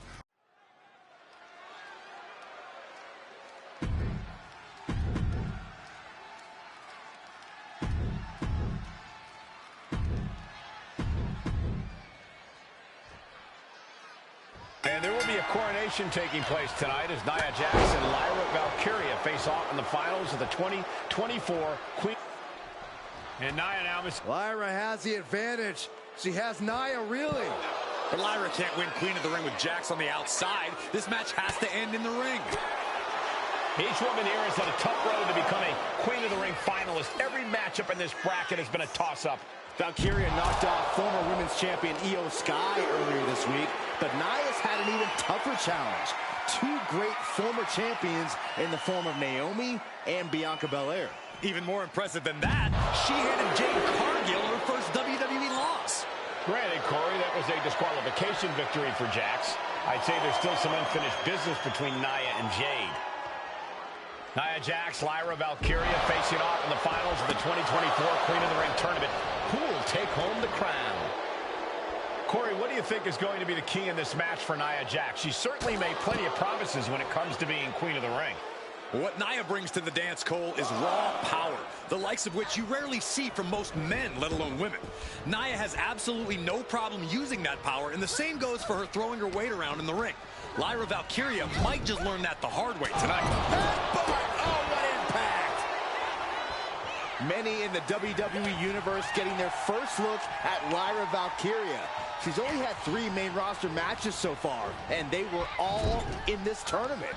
Big wins over Dakota Kai, Zoe Stark, and Io Sky over the last 3 weeks.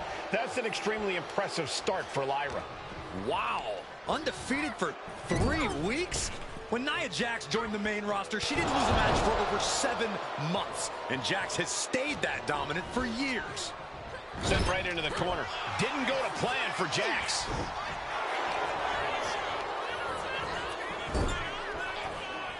Just a nasty headbutt. And Lyra is brought to a disadvantage now. Yeah, Nia is just buzzing right through Lyra here.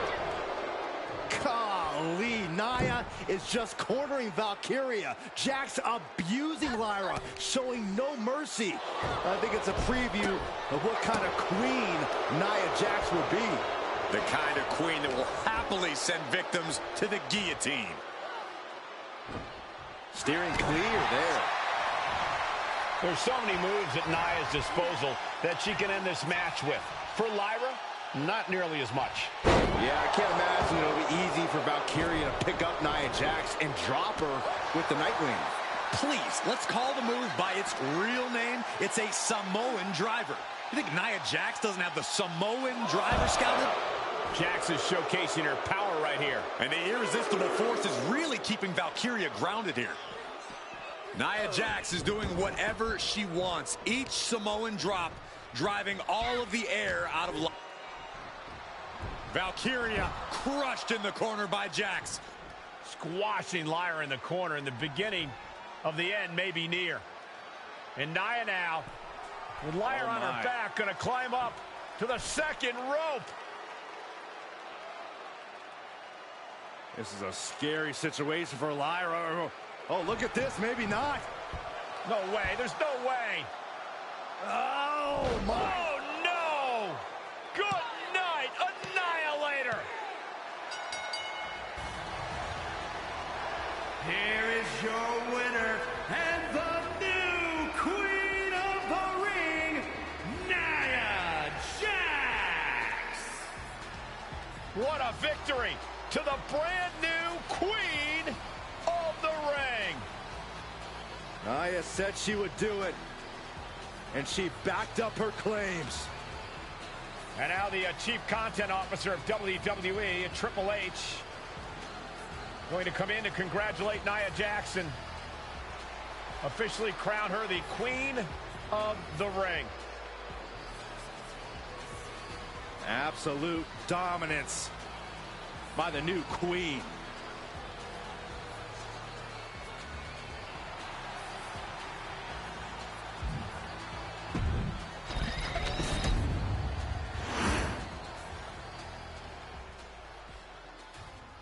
I'm sure you will agree with your wise man. Many WWE superstars say they will do whatever it takes in order to achieve success. Quite often, it's a bunch of BS. But if you're lucky, you may run into someone who is willing to look out for the group. Someone willing.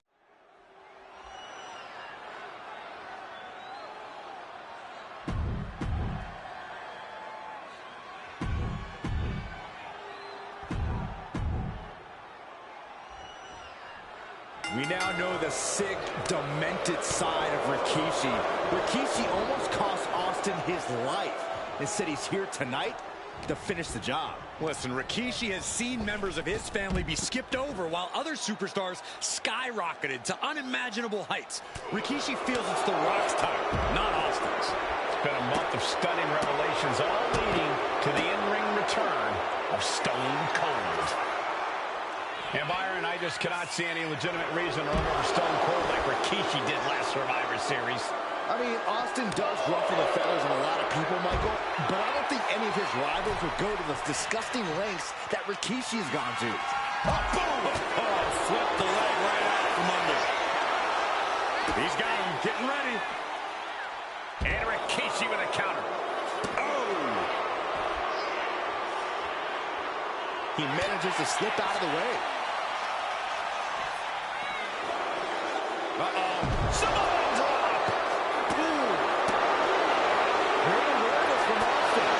Superstars countering one move after another. And looking at my monitor, it just makes me sick to my stomach watching Rikishi.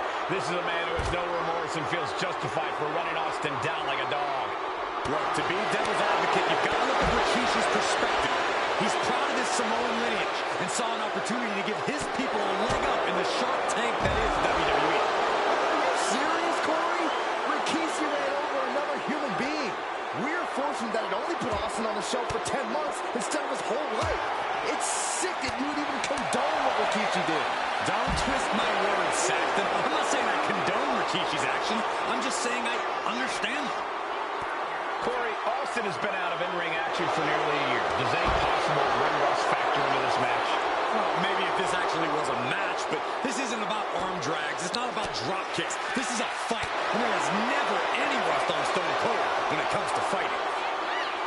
And though The Rock wants nothing to do with this altercation, we have to mention the sadness Rikishi has brought to him. Rock might be innocent in this whole ordeal, but I feel that somewhere inside his soul, The Rock is happy with what Rikishi's done. The Rock is proud to have Rikishi and his family. Well, Corey, what kind of lies are you trying to spread? We've heard Rock say Rikishi deserves what Austin is going to bring him. There's no family pride in that statement. I'm just saying that blood is thicker than water, and it's been an easier ride for Rock without Austin in the picture. And that's thanks to Rikishi.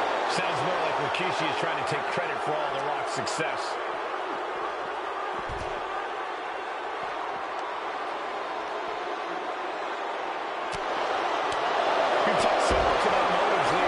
Match. In my view, Rikishis are delusional. His family have been given equal opportunities, and they all took full advantage of them. Yeah, my blood boils at the propaganda Rikishi's been selling. But I'll tell you about the most legitimate motive in this story, and that is payback for Stone Cold. Austin nearly had his life taken from him, and there was no greater reason to stomp the tar out of somebody than that.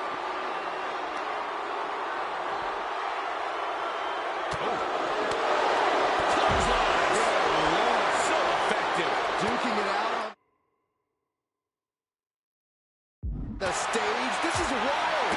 This is dangerous. There is so much potential for this to go wrong. Counter. He knew just what to do. Seeing them fighting on the stage like this is not going to end well. Being sized up. He might regret getting back up here.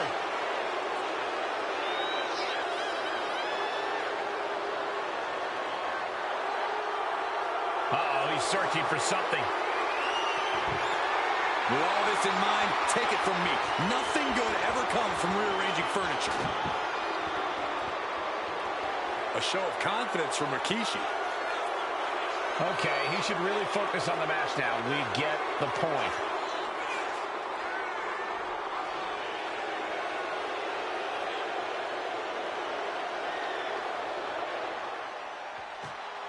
And do you hear this capacity crowd? They want more from Stone Cold. Nobody wants to see Rikishi get beaten down like a pile of human filth. And Rikishi lately has been calling himself a visionary, a pioneer. All a bunch of garbage, if you ask me. Well, those aren't self-imposed labels, Cole. Those labels are coming from the family, coming from a group of wrestling legends who are proud of Rikishi for standing up and making a change in this business. I have a few labels for Rikishi. Coward, liar, embarrassment. Those fit him well. Oh, God. And his body seems to be the preferred target. And he gets sent back into the ring.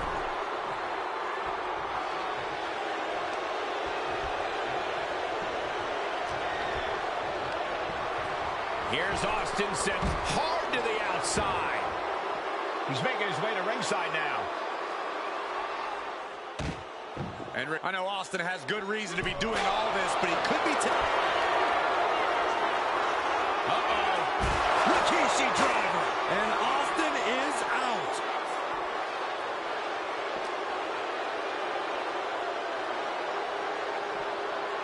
Whip back into the ring.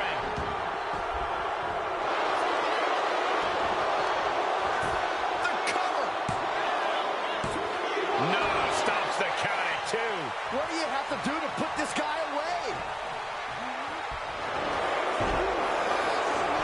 Makes the cover. And he only stays down for a 1 count. Cover. His arm shot off the mat behind the run. Kick out just before 2. Going for the cover. Up right away. Not a whole lot of luster behind that kick out.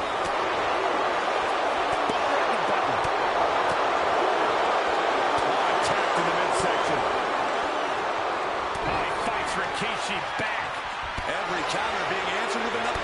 Clothesline knockdown. Here we go. Comeback time. This superstar's on fire. Pace begins to quicken.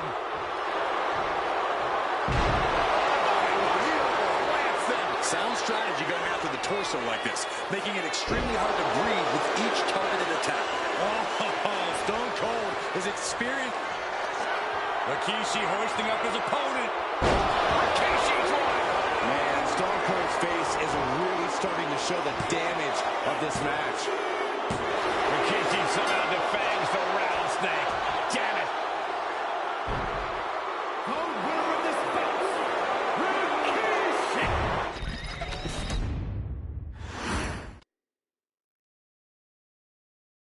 His arrival signaled impending doom. His very presence was enough to intimidate even the bravest WWE competitor. His name itself simply meant the end. And if you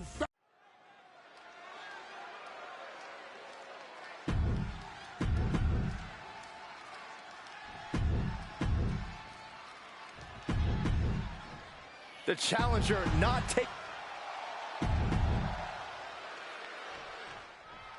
John Cena and Umaga battling here for the WWE Championship. Will John Cena halt the Samoan Bulldozer's path to destruction?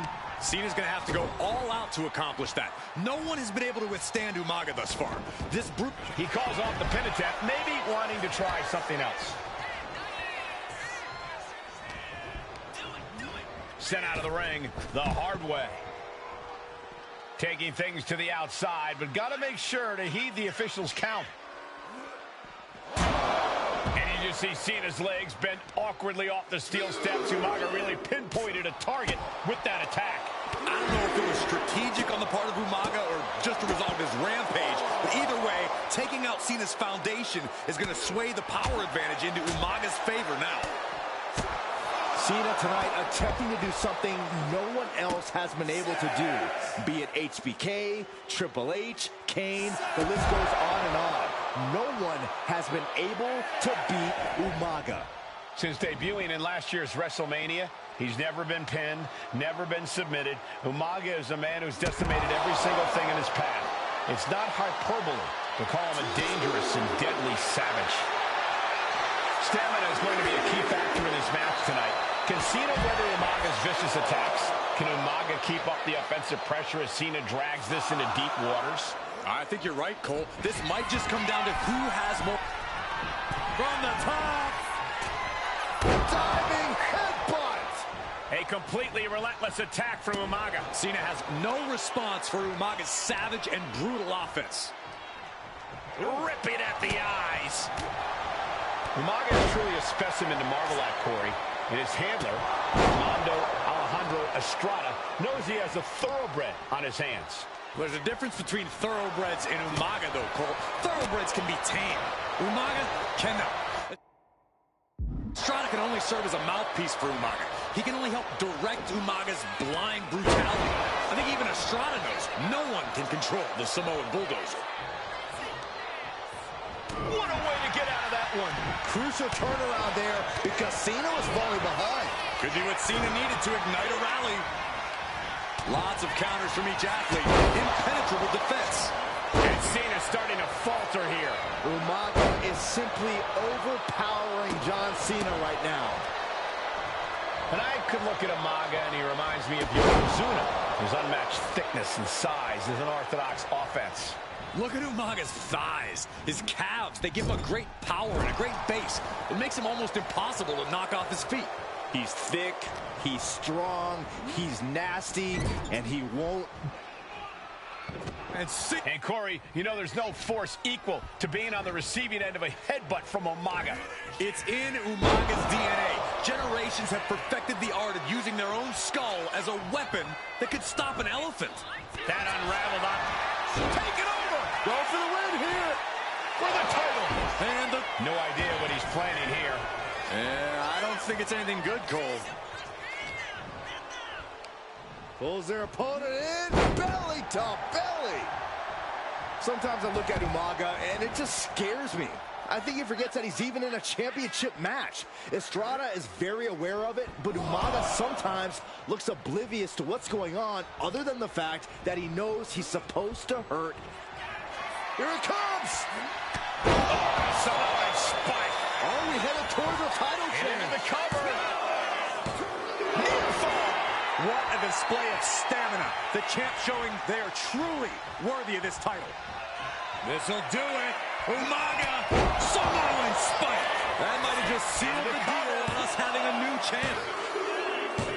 New champion, an undefeated champion. Here is your winner, and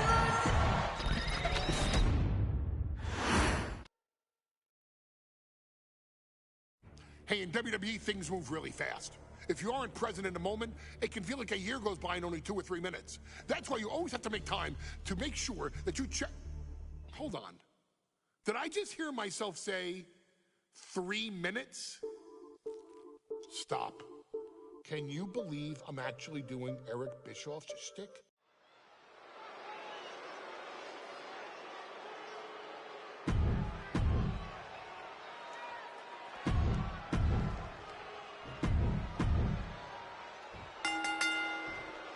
Here we go with AOP and 3-minute warning going head-to-head. This is an Extreme Rules match, and it's a good thing it is, because neither one of these teams likes to play by the rules or limit their aggressive tendencies. There is nothing on the minds of these men except dealing as much damage to one another as possible. Both 3-minute warning and the AOP excel at brutalizing their opponents and inflicting massive amounts of pain. But only one of them can be the best at it. We can safely predict that this is going to be an exceptionally gruesome and painful match to watch. AOP and 3-minute warning both love to bring the pain to their opponents, but I'm not sure AOP's ready for the pure chaos that is 3-minute warning. That ability to be totally unpredictable could play in 3-minute warning's favor.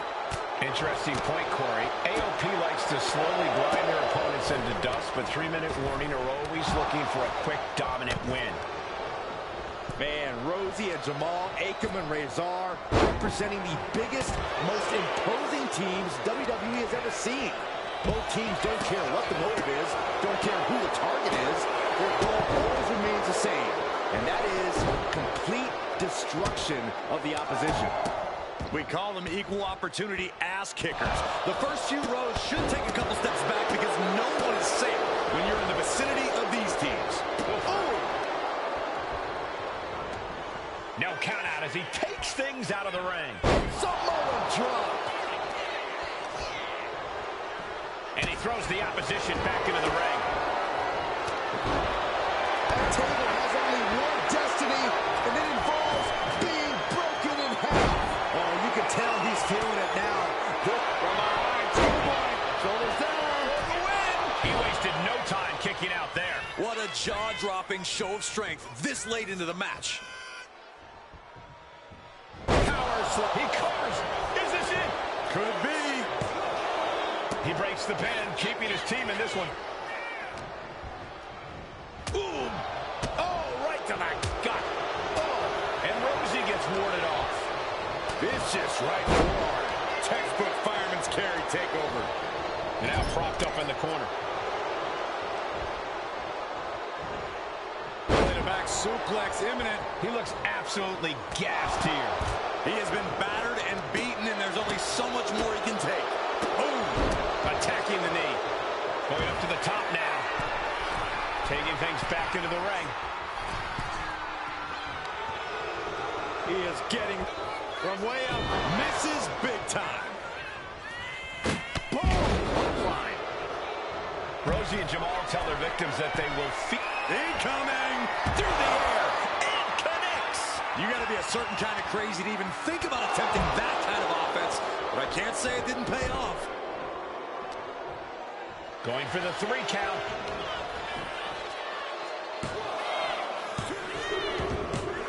Rosie and Jamal survive Extreme Rules. Here are your winners.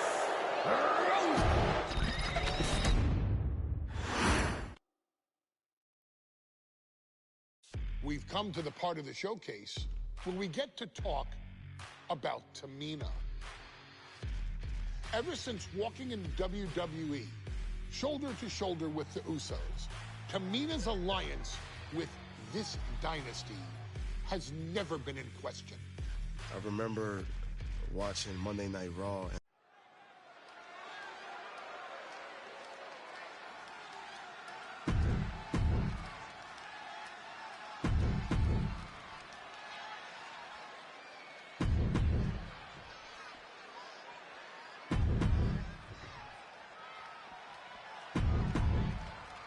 This new generation of female superstars are providing yet another milestone moment here. Tamina, Charlotte, Carmella, Natalya, and Becky Lynch will climb the ladder and retrieve the briefcase to become the first ever Miss Money in the Bank. No safe haven in this match. These ladders can be your best friend or your worst enemy. There's no allies in this match. It's everyone for herself. There is no room for friends when history's being made. Not when you can go down in the record books as the first Miss Money in the Bank. And after that shot to the knee, what could be next? Such a dangerous setting for all these superstars. Ladders are everywhere. Each competitor is only limited by their imagination. Your head has to be on a constant swivel. Ladders will be used as weapons. Anything can happen to get that briefcase. Hooked up. Tamina landing heavy offense on Charlotte. Charlotte thought tonight would be an ascension to her throne. Tamina's here to ruin that dream.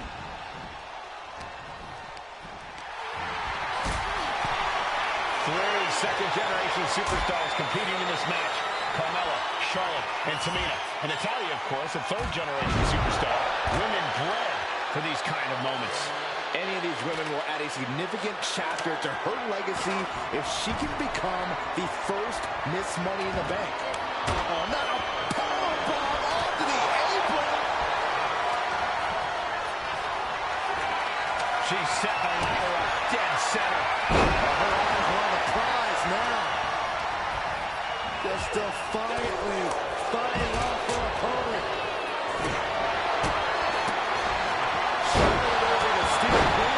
Great way to completely disrupt the momentum and buy yourself some time. Head up that ladder. Center the win. Victory is literally within her reach here. Heart has to be pumping right now. Needs to focus and pull it together. Got the leg. And looking at the playing field, the majority of these women love to utilize their submission offense to put opponents away. Tapping someone out won't win this match, but these women should not shy away from using the biggest weapons in their arsenal. We've heard Becky say she was going to rip arms off tonight. You can't exactly climb a ladder with no arms. Oh, man. The action spilling out to our announce desk. Showing no signs of defense here, guys. Popping at the leg. Yikes. That ladder really rung their bell. Carmella might need to start leaning on her in-ring IQ after an attack like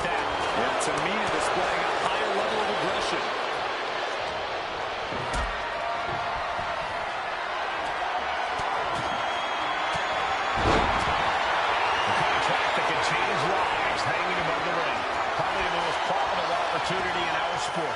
15 out of 17 superstars have successfully cashed in the Money in the Bank contract. A surprise cash-in has only failed once, and the other failed cash-in was alerted to a week in advance. You are almost certain to become the next SmackDown Women's Champion if you grab the contract tonight.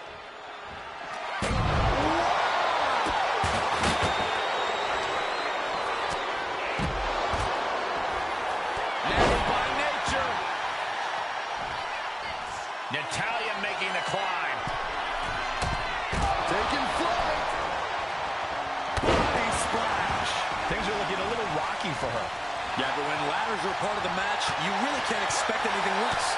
She's taken her share of blows at this point. That unrelenting drive of Becky just paid off. She's leaning the ladder in the corner. I've never seen anything good come out of this. Not looking good in this position. Down on the windpipe. She got put to the test there. Picked up and being carried around now. Turn into a flapjack. What you just saw is why we say Charlotte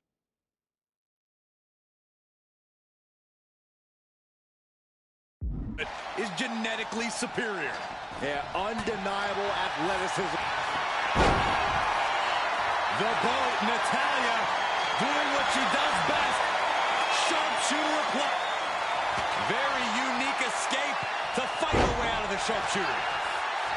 Money in the Bank briefcase still hanging high. This is...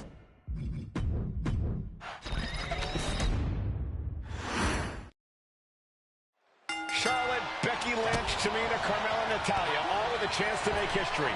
All with the opportunity to be called the first ever Miss Money in the Bank. The revolution that became an evolution only continues in the women's division.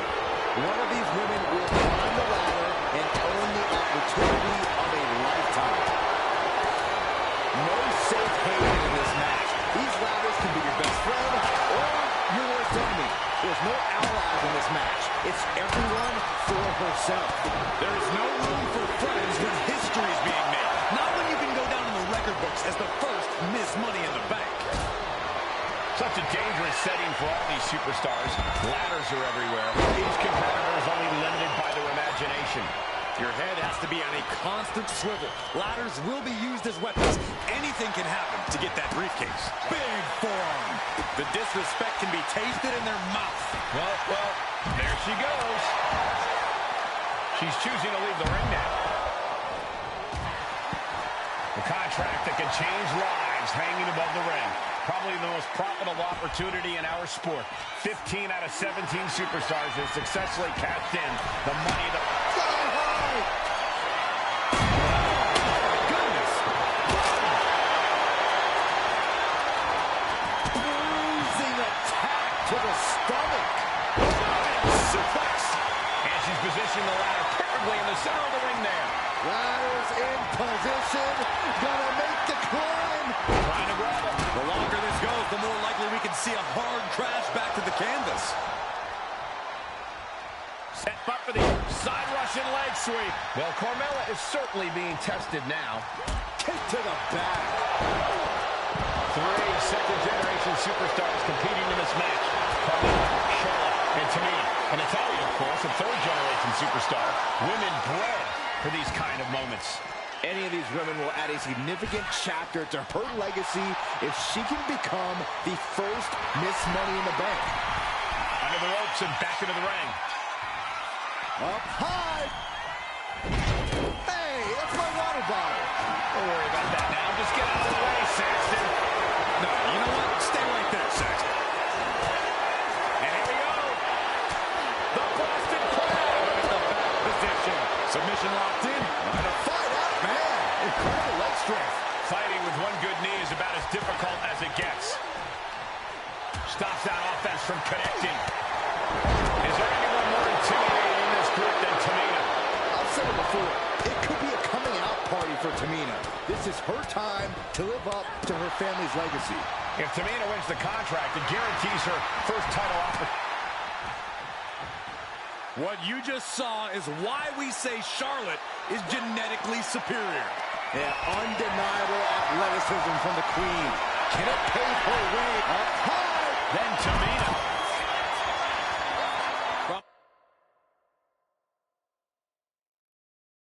Behind. Textbook neck breaker. And that's not going to make Tamina happy. And there's that ruthless streak of Charlotte's already just flowing out of her. Oh, what a clothesline.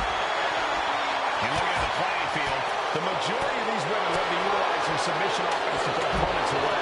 Tapping someone out won't win this match, but these women should not shy away from using the biggest weapons in their arsenal. We've heard Becky say she was going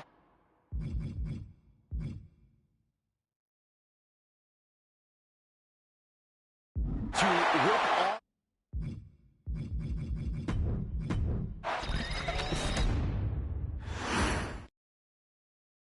This new generation of female superstars are providing yet another milestone moment here. Tamina, Charlotte, Carmella, Natalya, and Becky Lynch are going to climb the ladder and retrieve the briefcase. Become the first ever Miss Money in the Bank. Is there anyone more intimidating in this group than Tamina? I've said it before. It could be a coming out party for Tamina. This is her time to live up to her family's legacy. If Tamina wins the contract, it guarantees her first title opportunity in over 2 years. More than an opportunity, it pretty much guarantees Tamina will become the next women's champion. Remember, the first woman to climb the ladder and retrieve the briefcase will become the first ever Miss Money in the Bank. No countouts, no disqualifications in this match. Everybody is coming in with a different strategy, but remaining close is the key. Luck is going to play a part, but you'll increase your odds if you stay close to a ladder and close to the briefcase. Tamina, she's thinking big.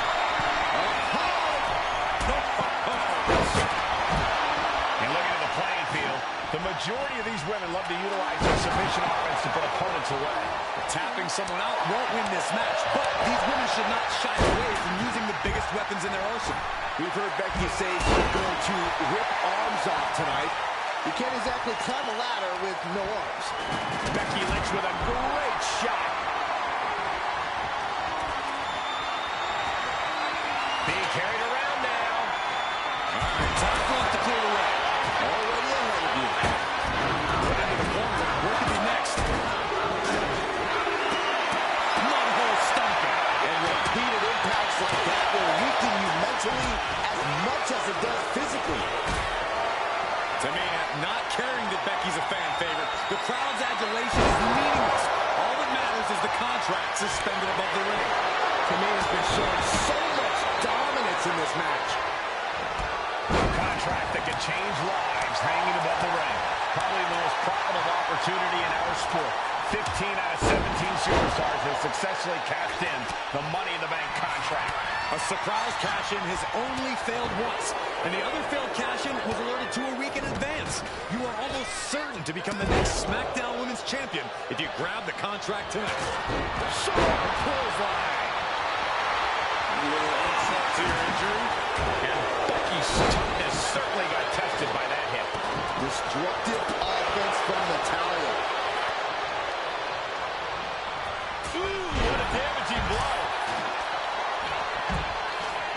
Lynch lands hard ringside. No safe haven in this match. These ladders can be your best friend or your worst enemy. There's no allies in this match. It's everyone for herself. There is no room for friends when history is being made. Not when you can go down in the record books as... Nice reverse. What you just saw is why we say Charlotte is genetically superior. Yeah, undeniable athleticism from the Queen. Can it pave her way to the top of the ladder? Hey, don't come over here. Yeah, I'm sure that'll stop her. Really done playing games here. Now that she's got her hands on her table. Tamina's absolutely wrecking shot by Natalya, making sure the veteran won't have the strength to climb the ladder at all. Hands must be shaking up there, making it difficult to capture glory. Off the ladder now. Let's see if this is right for the picking. The prize is in sight. But is it in reach? Every second up there is allowing the opposition to recover. Better hurry. And Charlotte being met with defiance there. And all of this pain and discomfort will make ascending a ladder very challenging. Look at that insult to injury with that one. And she's going to try and make it up the ladder. exclamation point. He's ready to take this match to the outside. Climbing up. But is there enough time to go for the win? This is the chance. Could be the only one. Seems to be slipping a bit up there. Yeah, sweaty palms making this difficult. Tamina is so close to victory now. Could this be her moment? Tugging and grabbing and doing everything to get it down. And meanwhile, Tamina. Oh, my gosh. They're delivering the chop. Natural selection by Charlotte. And that is going to put Tamina out of the equation for a long time. Boom. Just breaking down the opponent. What a chop.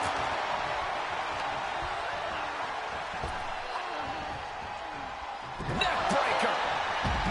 Money in the bank briefcase still hanging high. This is what it's all about. The opportunity of a lifetime. What are you willing to do?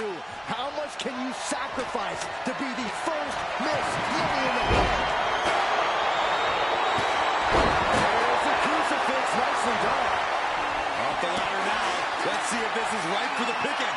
She's reaching for it. Maybe this isn't a good position to go for it. Yeah, certainly seems to be having trouble up there. Becky is reaching.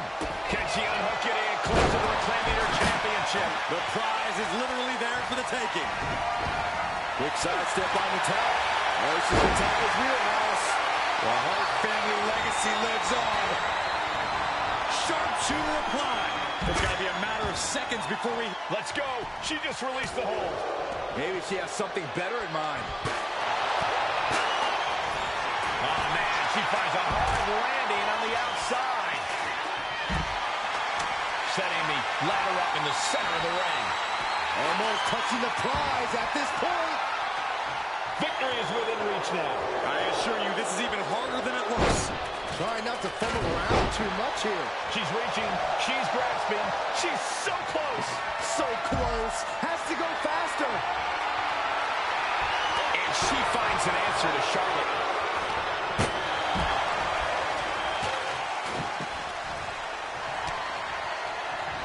Shoved right out of the ring. Look at this. She's going for her destiny, guys. But she better hurry. She doesn't have much time. Not a single person in this place is sitting down. We might just be watching one of the greatest matches we've seen in quite some time here. The crowd is going absolutely crazy right now. They know this could be it. This is where steady nerves are a necessity. The damage is all catching up with her now. She's really taking a beating tonight. I don't think she's got much left.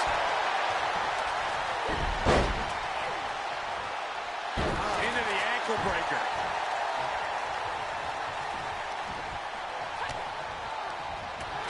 Now Natalya sent to the outside with authority. She's headed outside now. I wonder what her game plan is. Looks like she's heading back into the ring. Uh-oh.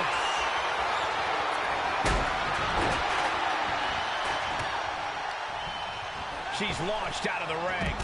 And Charlotte's durability getting challenged again. Yeah, and Carmella might be coming to grips with how much more she needs to do to end things. Climbing up, but is there enough time to go for the win? She's reaching up and trying to unhook it as fast as she can. Slow and steady won't win the race in this situation. Keeping at it. Could this be it? Have to finish the job now. You have to get it totally unhooked. Oh, tossed to ringside. And she's been busted open. This could be a turning point in the matchup. Headed up that ladder. Center of the ring. Reaching for the prize. Time is your enemy here. I just don't know if there's enough of it to get it down. She's trying to win it all. Can't wait.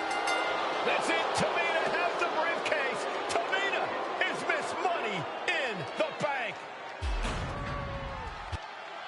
The winner of the Money in the Bank contract and the...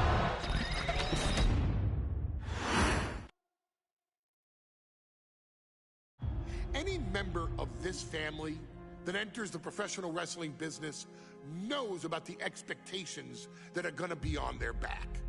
They know about the prestige that their very name carries. They know that those who came before them have accomplished so much. Bearing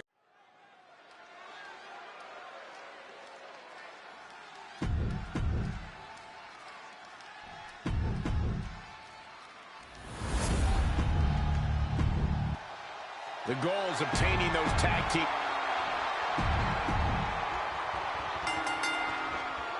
The cell door is locked. First of two Hell in a Cell matches tonight in Detroit. This is the 20th anniversary of this barbaric match. The Usos and the New Day must be prepared for pain and punishment. Two of the greatest tag teams ever. One of the best rivalries going today. It all comes to a head right now for the SmackDown Tag Team. Early cover for the title. The challenger stays in the match with a kick out. He needs a little more than that to end things this early. Strong form. Stick right to the head. I have a feeling the Usos' objective is to send the New Day to the hospital. Well, two teams so familiar with each other, some innovation with weapons almost becomes a necessity. Corey, for as entertaining as the New Day are, they can scrap with the best of them. Remember that. Well, don't let the bootios and trombones fool you. New Day can get down and dirty, especially when they have the Usos pushing them. New Day are prepared for an all-out brawl. Time drop kick. He's able to counter that. Corey, a few weeks ago, we saw the New Day walk out of SmackDown as champs in a street fight. A match the Usos handpicked, but this environment is totally different. There's nowhere to run, nowhere to hide. I think the New Day played right into the Usos' hand when they selected this match. Jimmy and Jay have a street mentality. They're perfectly equipped to turn Hell in a Cell into the Uso penitentiary. He finds a counter for Jay. These two showing how well they know each other. Taking this fight back into the ring. Usos and New Day going at it inside Hell in a Cell, and the New Day have just changed the whole complexion of this match. I don't know if I've seen New Day go to these lengths before. Well, no time to be a jovial bunch when you're in a cell, Michael. The champion doing everything to retain here. Shoulders up. He is still very much in this. The Usos and the New Day have been trading title reigns for the majority of the year now. This, the contractual rematch for the Usos. If they lose, the Usos won't get another opportunity for the titles as long as the New Day are champs. And just being around the Usos, it's not only about winning the tag team titles, it's about stripping the New Day of everything that made them popular with the WWE Universe. It's about making sure the New Day never competes again. It's never been just about the title, Saxton. It's about these two teams wanting to claim supremacy for themselves. Big forearm. Jay showing his instincts. Our champion feeling the effects of all the offense so far. And seeing that you're surrounded by the steel cell can't be any comfort. Just grabbing it and pounding. Talking to Xavier, he told me the one thing the Usos have taught us is that we have to embrace a more lawless culture here in WWE. A more lawless culture in... From the top, completely missed the mark there. Punch right in the head. And now he's back into the ring. Oh, fighting nasty there.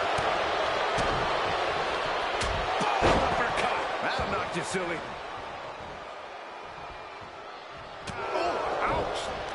Oh, he slips out of harm's way. Oh, right to belly.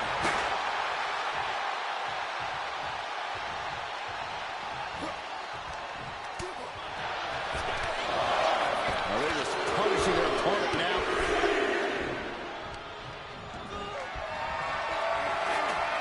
Gets lifted into position.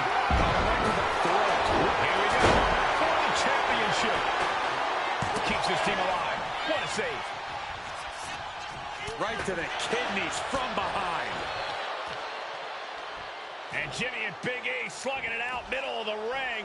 This has been a vicious, brutal match between two of the great tag teams today. Here comes Jey Uso into the fray alongside of his brother. Bang! Double super kick. And the Usos now Looking for that patented Uso splash from the top rope. Uso splash! The cover to win the tag team titles, and Woods handcuffs it all, breaks it up. At the last possible second, Xavier Woods saving this match for his team. Credit to Woods for his never say die attitude, but Xavier Woods is outgunned right now. And look at Woods still fighting back. Yeah, with the handcuffs. Using the handcuffs as a weapon. That's smart.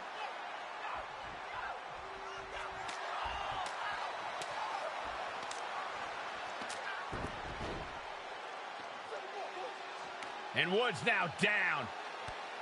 And trying to still fight back. What heart from Xavier Woods.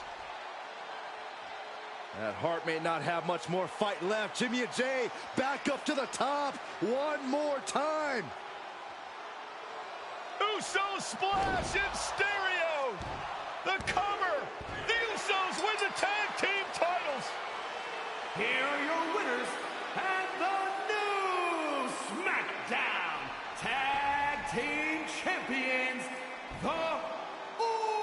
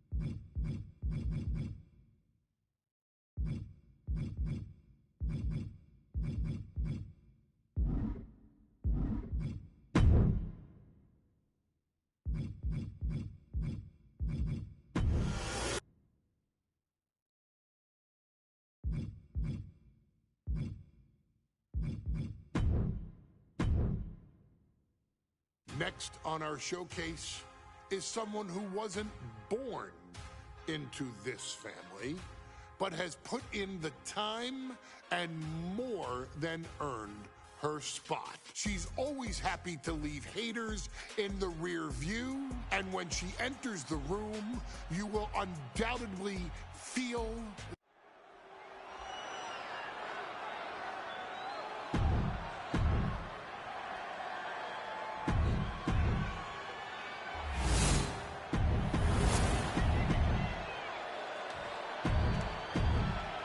For the first time ever, we have a women's champ. Guys, a very important component of this match. Bayley has won every title available in WWE. Bayley has accomplished it all. But the one thing Bayley has never done in her career, she's never beaten Naomi. And believe me, that is a huge point of confidence for Naomi. And a huge pressure on Bayley. Yeah, but Bayley thrives under pressure. Her resume speaks for itself. Bayley having every reason to be confident heading into this matchup. But 279 days as champion, Corey, can take a toll on you. Bayley has been carrying an exhausting weight on her shoulder for a long time. I don't think it's anything Bayley can't handle, Cole. Once you reach the mountaintop, you plant your feet and you hold your ground, no matter how heavy the burden may get. Naomi's heading up top. Taking flight. Oh, look out! From ring post to ringside, risking it all paid off. Naomi going for broke. And this high-risk offense from the challenger might be catching the champion by surprise. The challenger being the aggressor here, but remember, the title can only be won by pinfall or submission inside the ring. A factor to consider in this match is that Naomi took some time off to rejuvenate herself, to get her mind right, to refocus on her desire to once again be champion here in WWE. So this isn't necessarily the same Naomi the WWE Universe or Bayley is used to. And Naomi says that after taking time off, she's better physically and mentally than she's ever been in her career.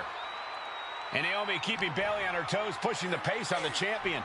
Naomi moving fast, showing that superior athleticism. Bayley might not be able to keep up here.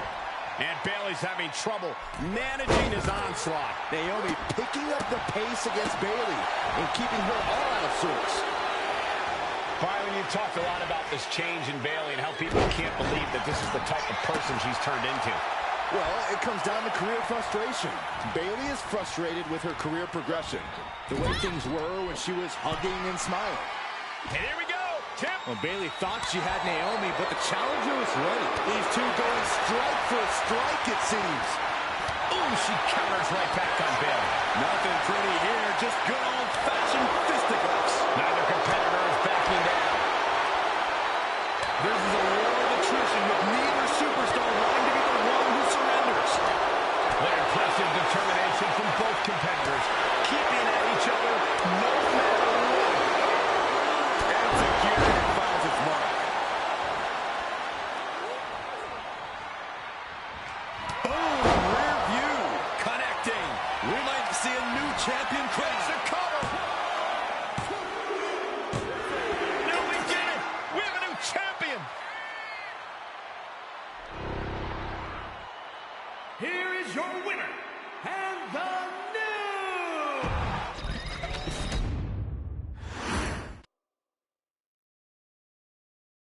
Ladies and gentlemen, if it weren't for the next two superstars in our showcase, none of this would be possible. Because without Afa and Sika, without the wild Samoans, there truly is no dynasty. While it was their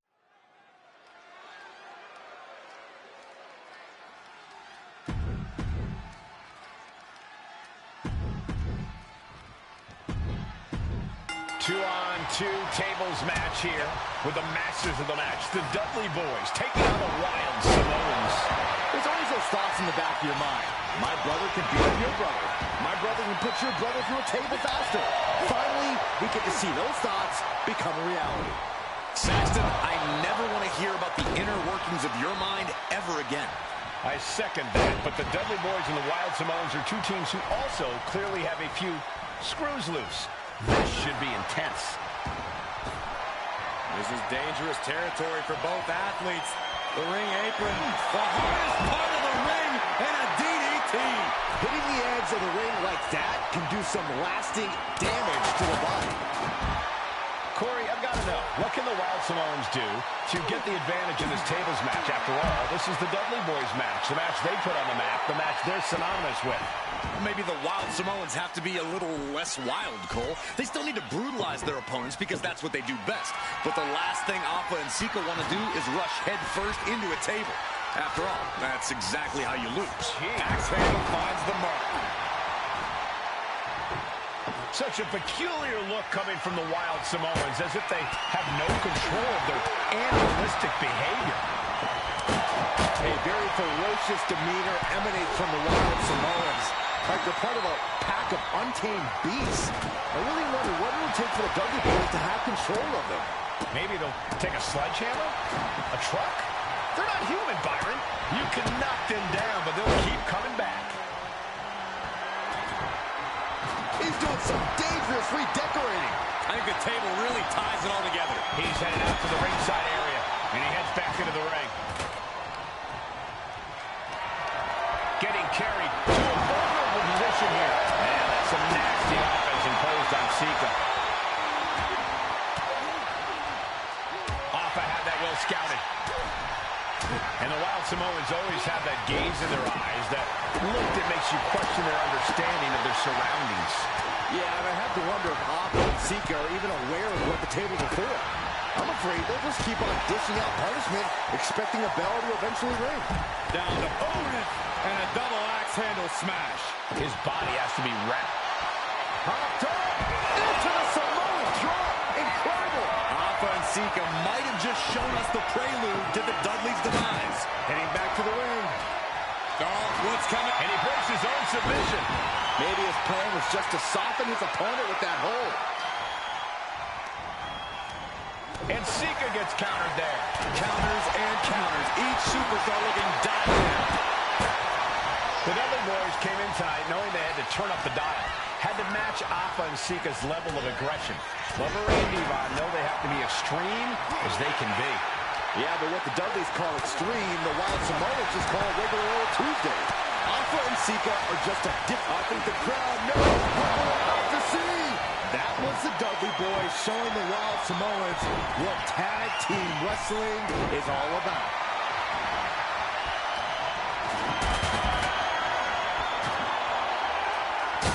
And Alpha and Sika just beat the Dudley Boys at their own game. Here are your winners,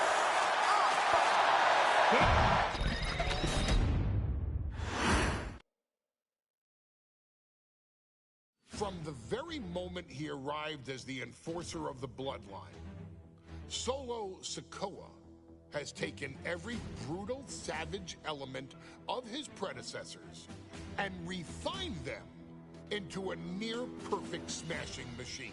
Even in the year before his arrival, Solo raised eyebrows and garnered buzz while competing.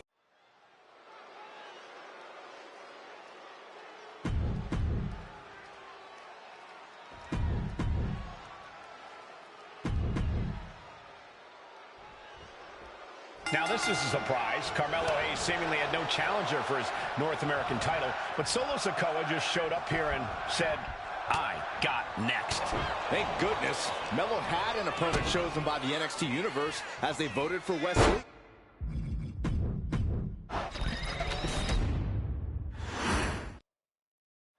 As we say at WWE, expect the unexpected. We expected Wes Lee to be Carmelo Hayes' opponent here, but instead, we have the surprise return of Solo Sikoa as he's claimed his title opportunity. Solo Sikoa, fresh off joining the bloodline, is here.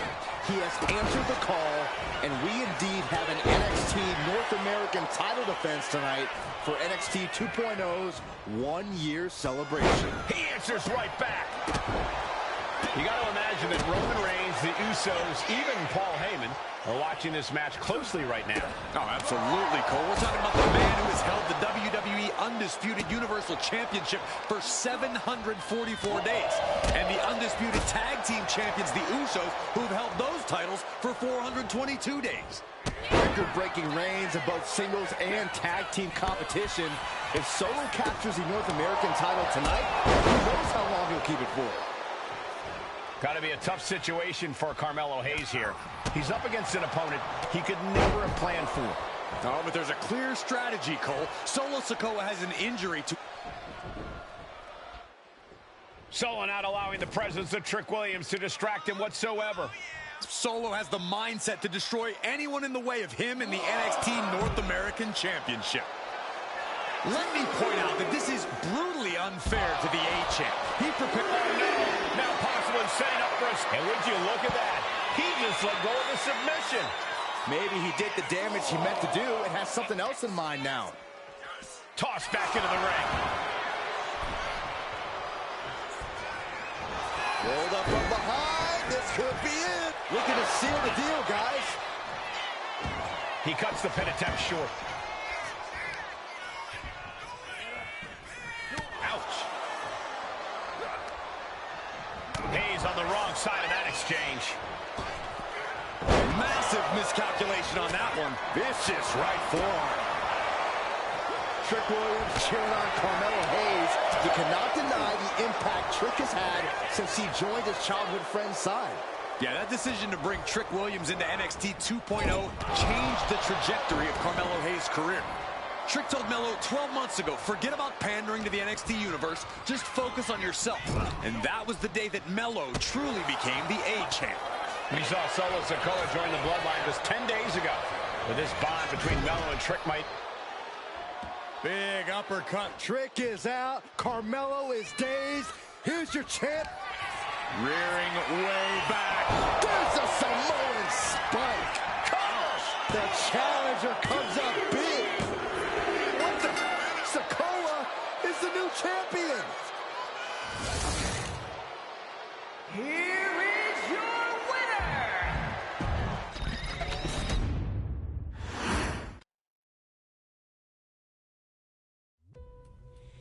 I ain't doing this one. We can have all the fun we want with these video games and this showcase and these fantasy matchups like Offensika versus Bubba Ray and Devon. But I'm not doing shtick about.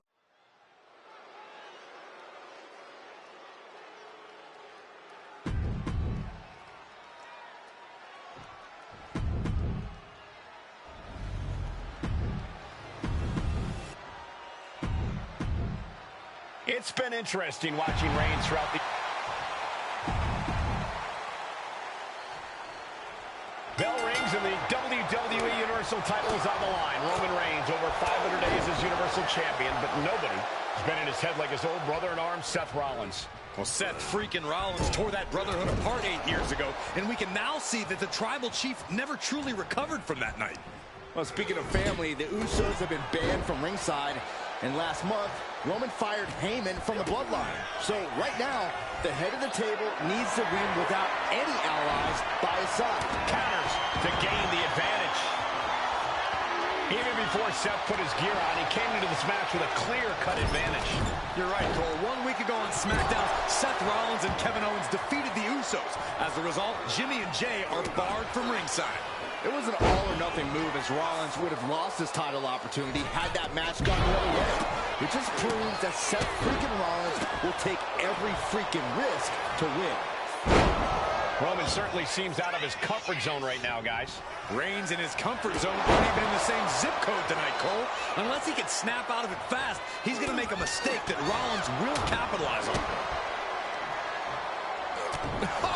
What a right! Uh-oh.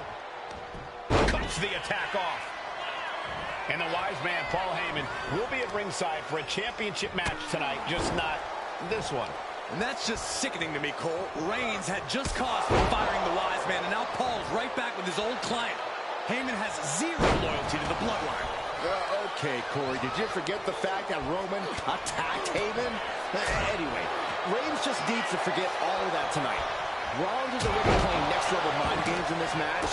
Reigns cannot let Paul Heyman's actions affect him. What a shot.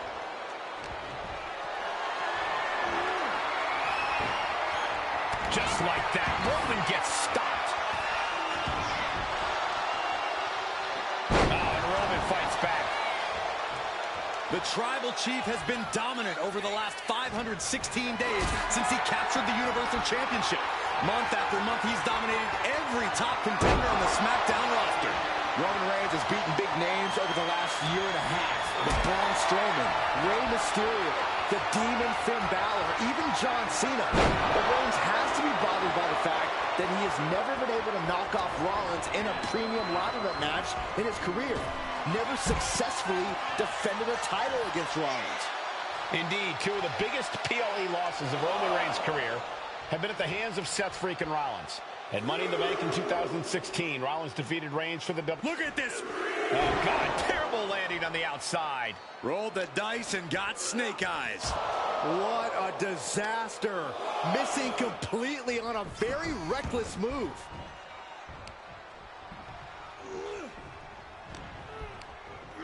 Just like that, sent out of the ring. Decides to leave the confines of the ring. Oh, man.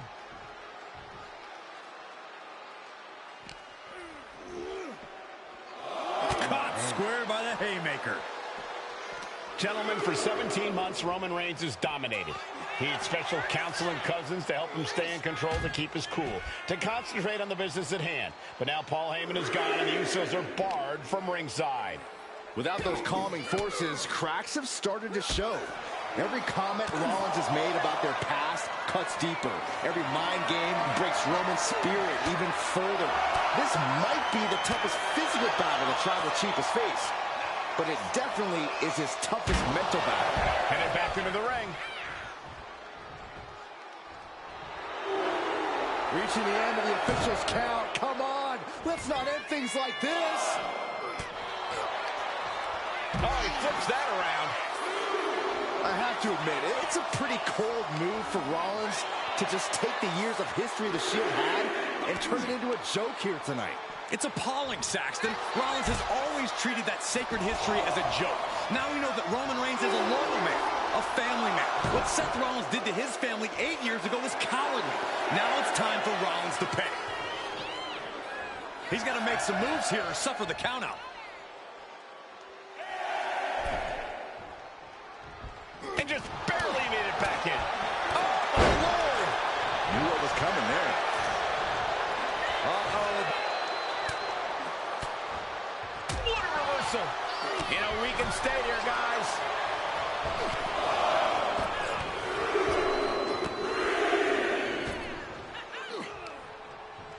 Fought back with a punch. Oh, looking to end this. Just cover. We're going to shut this down. Releasing the pin. He's adding insult to injury. Bam! Oh. Kick lands. Reigns with a Superman punch. Absolutely laid Rollins out. And now Reigns can finally overcome his What a spear by Reigns. chance to retain here. The champ might have put this one to bed.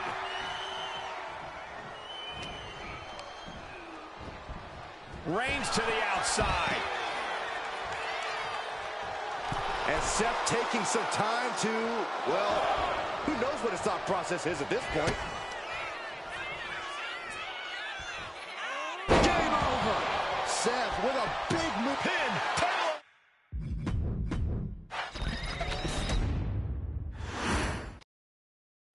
The Royal Rumble Premium Live event kicks off with a match between two former brothers. Roman Reigns in his record 516-day reign as Universal Champion versus Seth Rollins, donned in the old gear that they used to wear in the Shield. Rollins looks very comfortable in that tactical vest yet again. But he's even more comfortable inside the head of the Tribal Chief. We haven't seen Roman with this type of look, this type of confusion in 500+ days. Leaning on the turnbuckle here. Even before Seth put his gear on, he came into this match with a clear-cut advantage. You're right, Cole. 1 week ago on SmackDown, Seth Rollins and Kevin Owens defeated the Usos. As a result, Jimmy and Jay are barred from ringside. It was an all-or-nothing move, as Rollins would have lost his title opportunity had that match gone the other way. It just proves that Seth freaking Rollins will take every freaking risk to win. Seth retaliates. Oh, schoolboy! Shoulders down here! Able to reach the ropes, and he's able to last here. Bang! He finds a counter.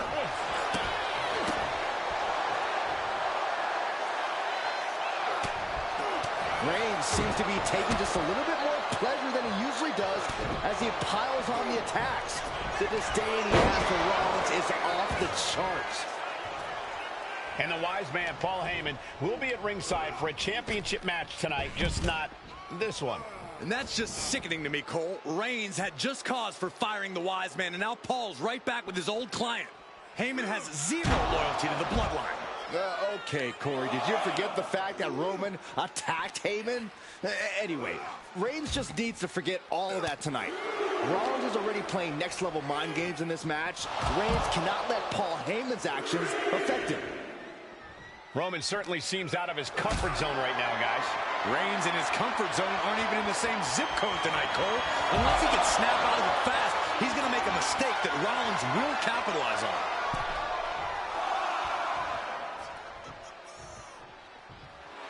Reigns laying down the gauntlet for his opponent. And he exits the ring. Better watch the count.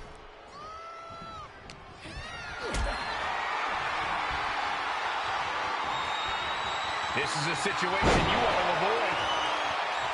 Seth Rollins says he knows Roman Reigns so well, says he knows how to prey on the insecurities of the Universal Champion. Rollins knew there was one thing that Roman Reigns could never, ever get over, that it was Seth Rollins who chose to end the Shield. That blow to the back of Roman Reigns with a steel chair so many years ago broke up perhaps the greatest faction in WWE history. Who would have thought that moment would still loom so large and be the biggest key to victory for Seth? Did the champ just close this out? I don't even think Roman's aware of where he is anymore. He has tunnel vision for Rollins. The only thing the Tribal Chief is seeing right now is red.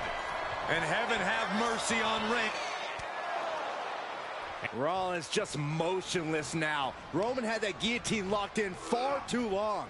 Well, the oxygen slowly circulating through Seth again, but... Oh, Superman punch! Reigns not done yet. Did the champ just finish the job? Rollins being put into the guillotine. This is the biggest danger. And Reigns retains the title. Here is your winner, and still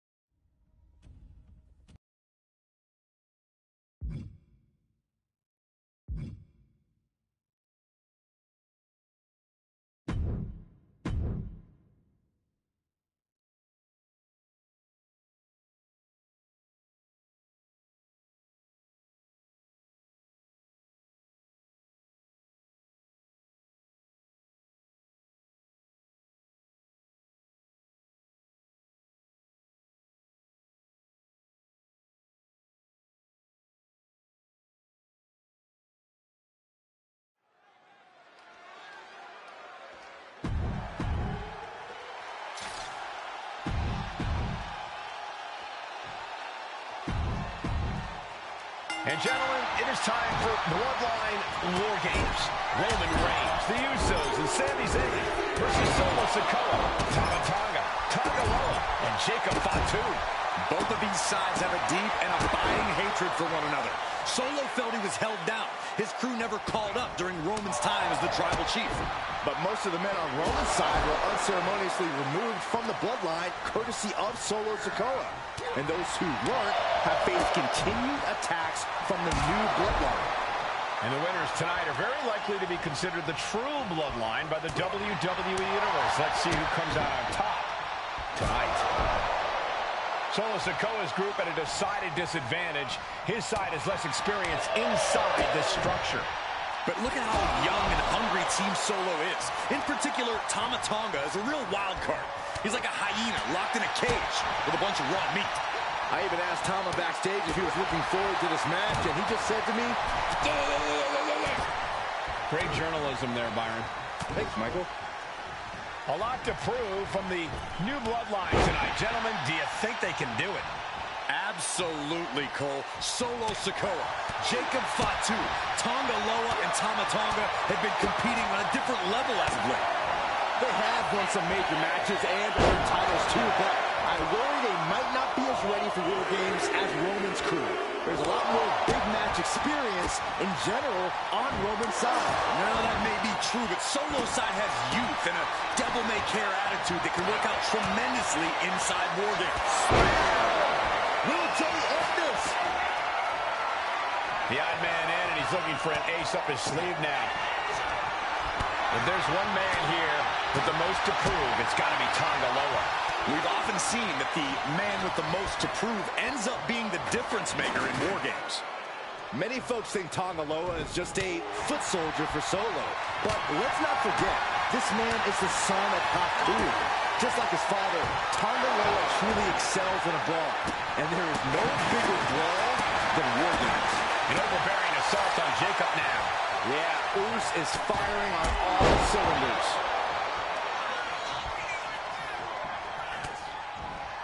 Looking for a belly-to-back suplex. Back suplex into the neck breaker. And there's another focused attack to his head.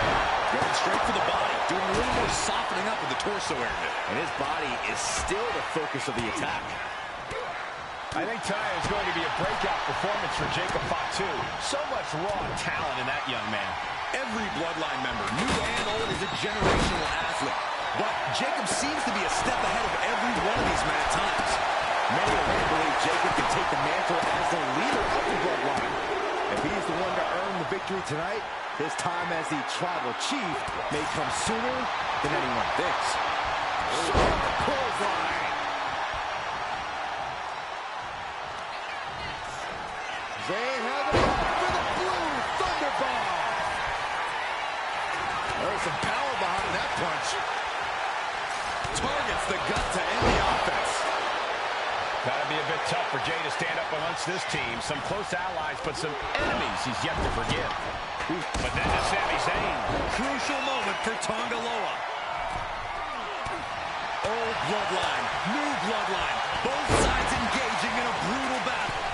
Every one of these men is fighting with every fiber in their being. That was vicious. Jay nailed all of it.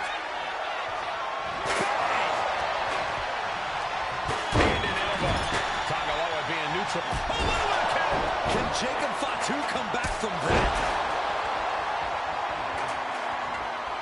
Oh, God, what force. The hammer dropped. Literally. Something might be broken. Oh, no. Driving down with the sledgehammer. There is nothing but malintent behind each of these attacks. And guys, this is what War Games is all about. Both bloodlines leaving it in the ring. The old guard and new school trading their biggest shots in one of the most dangerous environments in all of WWE.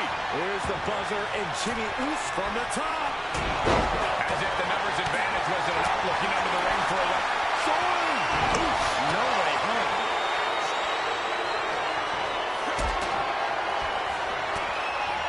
Numbers advantage or not, he's leaving nothing to chance as he searches under the apron.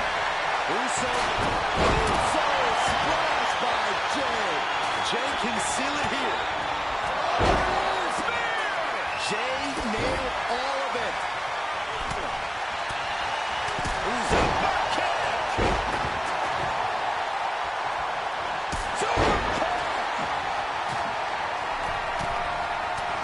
Watching, waiting, and we know exactly what he's thinking. Watch out. That's handle from the middle rope. OG Bloodline leader Roman Reigns has so much on the line in this one, guys. Oh, absolutely, Michael. Solo Sikoa took his spot at the head of the table. He says he's the new tribal chief. And that is Roman's legacy.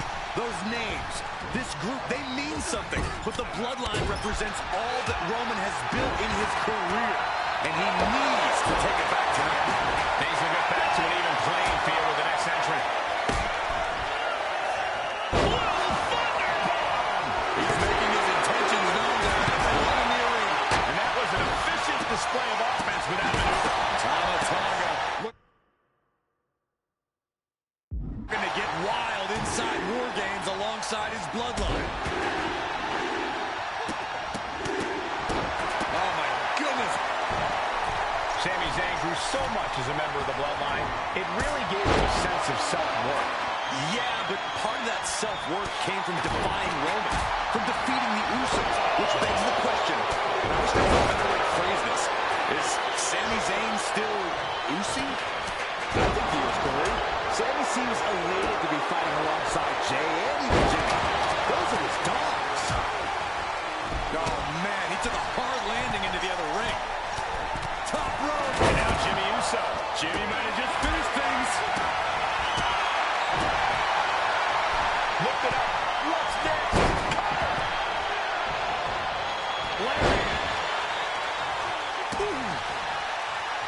Solo Sikoa, leader of the new bloodline, has called himself the head of the table, called himself the tribal chief. And when he asked the WWE Universe to acknowledge him, we're hearing more and more of the crowd agree. Well, Solo has grown in power with big wins and title reigns, but this is his biggest test yet. If his crew can defeat Romans, Sikoa will be everything he says he is and more. The count has started, and one team is about to have the odds in their favor. But now here's Jey Uso. Will Jey take advantage? And the tribal chief is now entering Bloodline War Games. Backbreaker. I don't like it, but in War Games, a one-sided brawl is all perfectly legal. And over to the other ring he goes. And Sammy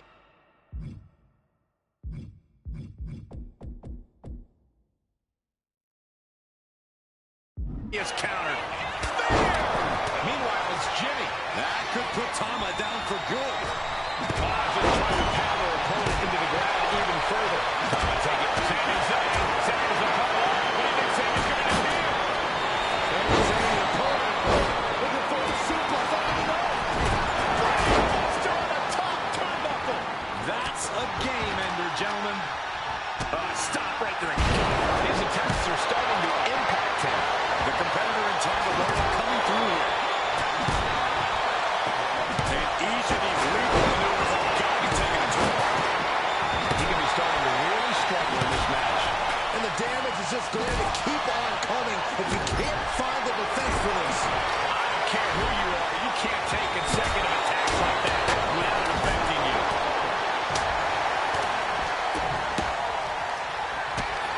And with his coming entrant, the teams will officially be evened up.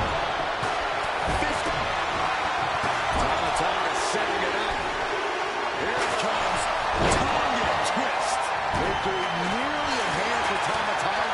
And now the new tribal chief, Solo Sikoa, joining Bloodline War Games. Oh, a nasty stop to finish it off.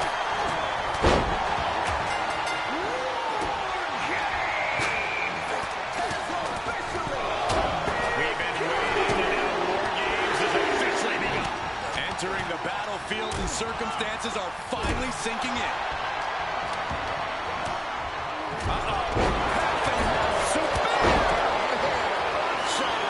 Jimmy with a game ender. And a stomp to the gut. That last shot did major damage. Left right in his face. Oh, one step ahead there. Oh, man. Did you hear a snap of the kendo stick? Both wrists captured. And into the turnbuckle he goes. End of the line for Zayn. He begins to climb the wall of the War Games cage. Top rope. And now here's Jimmy Uso. This is right there. Uso. Uso splash. Will Jey end this?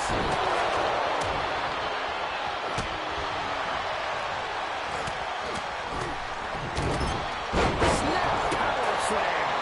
And attacking the body here could be a smart strategy. And a stop to the gut, too. Tonga twist. Jimmy with a cause for alarm.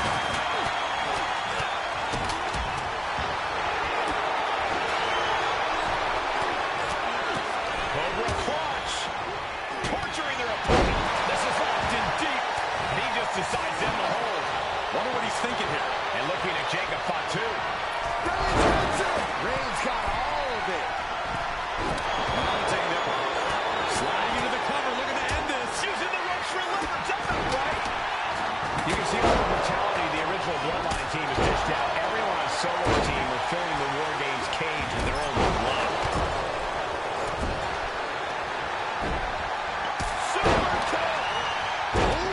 Jumping headbutt. The tribal chief has it cinched in. Come on. He gives in and taps out. And Team Roman wins War Games. The new bloodline has fallen. Here are your winners, Okay,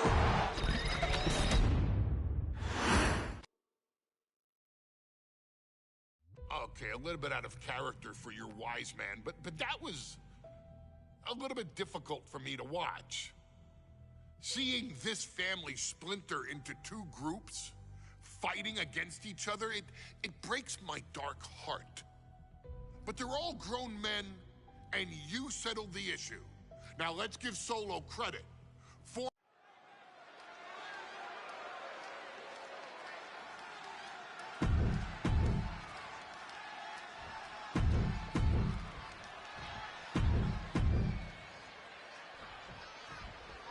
The Islanders and Street Profits facing off here in a 2 out of 3 falls match. Two teams that mix high flying and hard hits with ease. This is going to be exciting. The Islanders move at such speeds that you can't take your eyes off them for a second. The Street Profits have got to be at their best if they hope for a win tonight. You can tell that Haku and Tama want to end the party for Dawkins and Ford. Luckily, they have the biggest party pooper in WWE in their corner in the form of the Weasel, Bobby Heenan.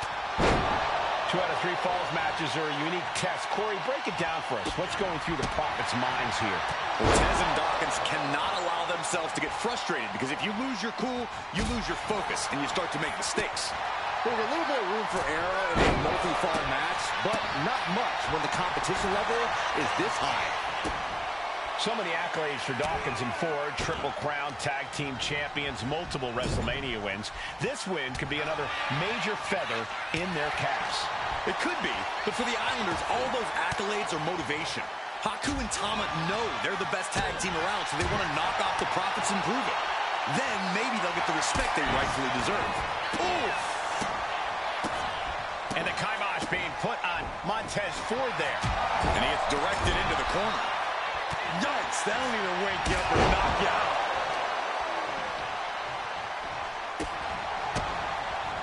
Oh, this, what a headbutt.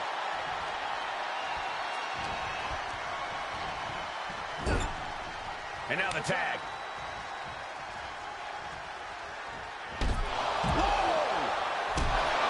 A 2 out of 3 falls match is a different beast and a bit of a rarity in tag team competition.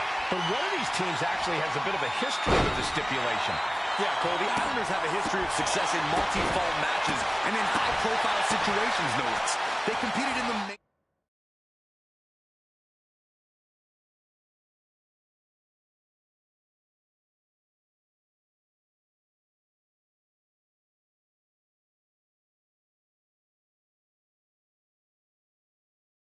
event of the first Royal Rumble event in this kind of match and won it in 2 straight falls. They also won a 2 out of 3 falls match on Saturday night's main event. Bottom line, the Islanders are more than ready for this. Hopefully, the Street Profits are quick learners. Big time clothesline. Good grief. Ooh. Ooh. That kick will stop you in your tracks. Ooh. Catches the kick. Dragon screw. Something that Tez and Dawkins need to watch out for tonight is the presence of Bobby the Weasel Heenan. He'll do anything for his clients. Don't you dare disparage the brain, Saxton. Heenan is indeed a wise man who has quickly brought the Islanders up the ranks. They'll be tag champions in no time. Big time clothesline. Good grief. Oh, God. Working over the body there. Oh, great wherewithal there. Find some payback with their own reversal. Clothesline. Oh, that'll leave a mark. This is a big night for the Street Profits. Lift off. Down with force. The Profits are down and the Islanders are about to reap the rewards. Taking flight. Delivers the elbow. Consecutive high-risk maneuvers, and the pace of this match has certainly picked up. Oh, he's headed up high.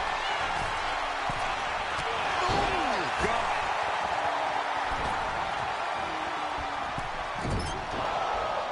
Oh, with authority. Thomas saw what was coming. One answer after another. Neither competitor giving an inch. From the opposition. The Street Profits having a bit of trouble here against the Islanders. There's just something about the Anawahi family that Tez and Dawkins can't quite overcome. Roman Reigns, Jacob Fatu, he's trying again. And the Islanders just sent the Profits up in smoke. Cover! 2 count. He finds a way to score the fall.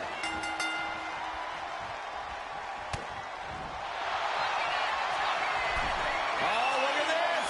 Is this one over? Is a tap out. Second fall for the Islanders. And they beat the Profits.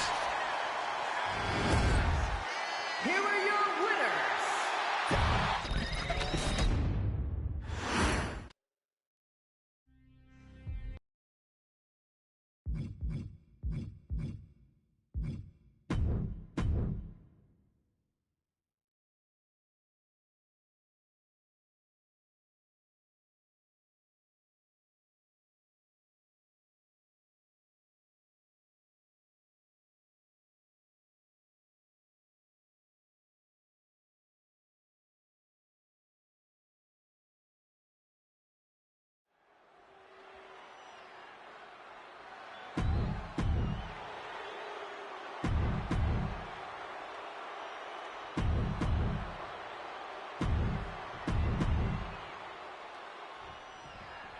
History being made right here. The most prestigious family in the history of our business is at war with one of their own members, and tonight will be a battle to set order to the entire bloodline.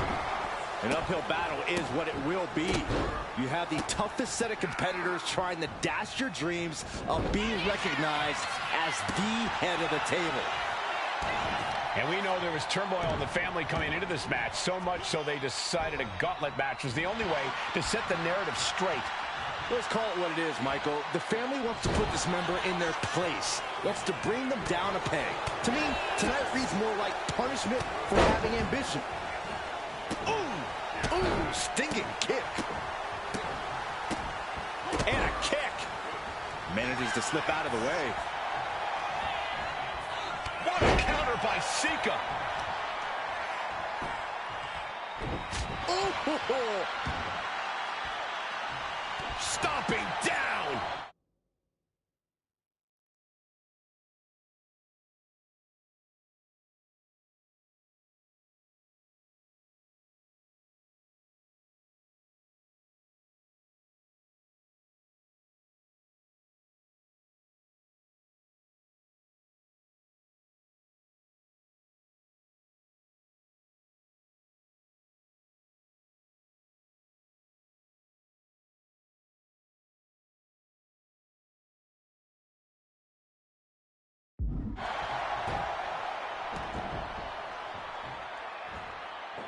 Caught that and reversed it.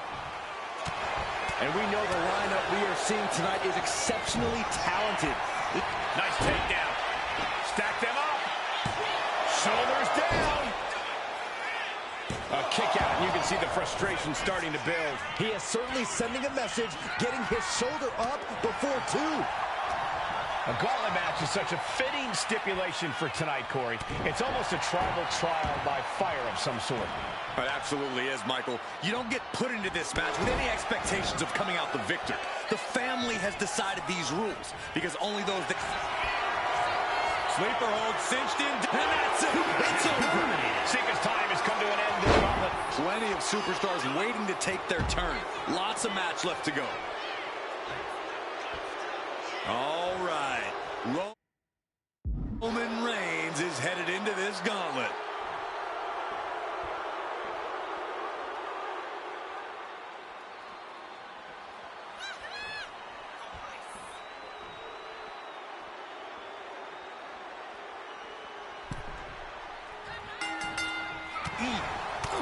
And as cruel as this match might seem, let's not forget, this is family. And right or wrong, however a family settles their disputes needs to be respected. But one can even ask if this is a fight to fix a family or a night to control an entire business. It's hard to say, Byron, when the family business is all about fighting. Pummels the shoulder.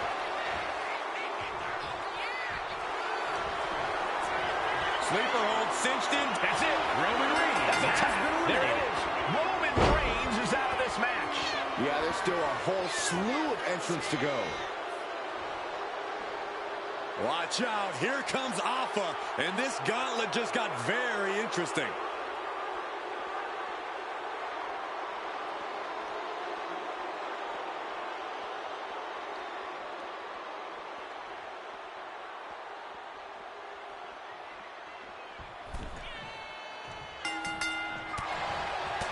And let's not lose the reason for this match, the right, no, the honor to have sole possession of the seat that stands at the head of the table.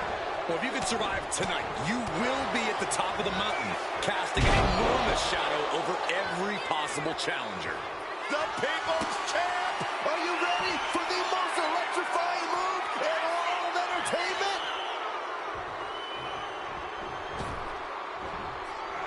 That is the People's Elbow!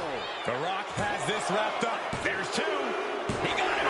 It's been knocked out of the gauntlet. There are still so many competitors left. It's hard to even focus on just one elimination here. And now it's Samu entering the gauntlet.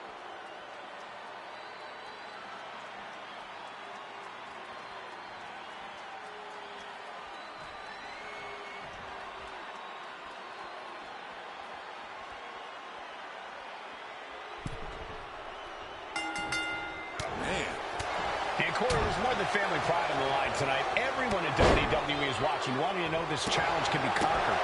And think about the bragging rights. If you run through the gauntlet of one of the most prestigious families in all of wrestling, you will automatically... There it is! I'm not liking Samu's odds here. Two. Oh, he gets the shoulder up before three. I do not know how you survive that. Staying alive there is unheard of. The Rock reformulating his game plan. It was not enough to end this, so he'll have to move on to plan B. Natural athletic ability shown by The Rock. And The Rock's opponent is looking like a jabroni. Connects on the kick. Sleeper hold cinched in. And there you have it. It's all over. And Samu's time in this gauntlet match. And we've only just begun. Buckle up. We got 5 more entries slated for action. This gauntlet just got more interesting with the arrival of Jamal.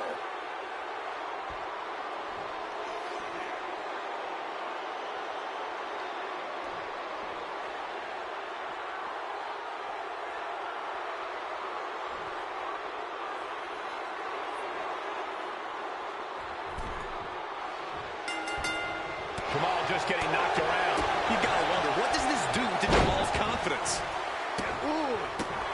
Oh, kick connects. Oof. Oof, kick finds it. Ooh. Oh, man, a little extra luster behind that kick. Back and forth, trading reversals. Up fast. Buster. Down hard. Will it be? I think so.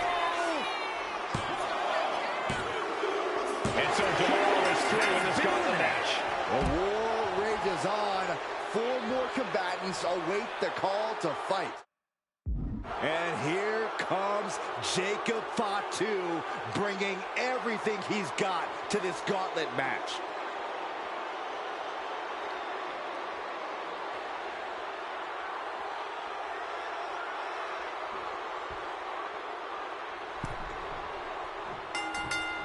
The Rock, can you smell it? I think The Rock's opponent can smell it, guys.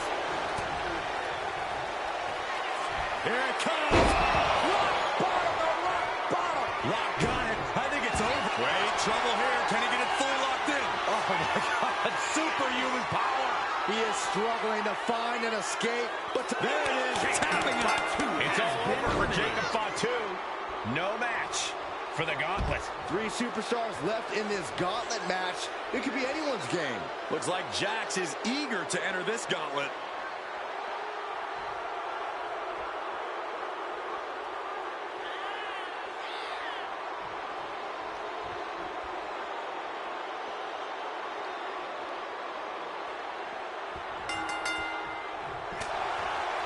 And at this point in the gauntlet, are you gentlemen stunned by how long this combatant has been able to survive? Look, you should never underestimate the fire of a Samoan. In any other circumstance, I wouldn't be surprised. But if you look at the caliber of relatives already eliminated, you can't help but be impressed. A rare spot of trouble for Nia. Nia struggling, but still capable of a comeback. Oh, by the hair, whipped across the ring. That ain't right. Clearly an attack that very few superstars can perform with such ease.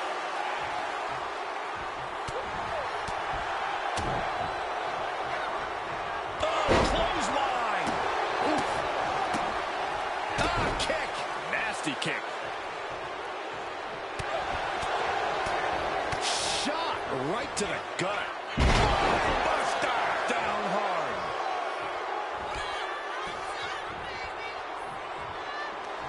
There it is. This could put a stop to Nia. Cover.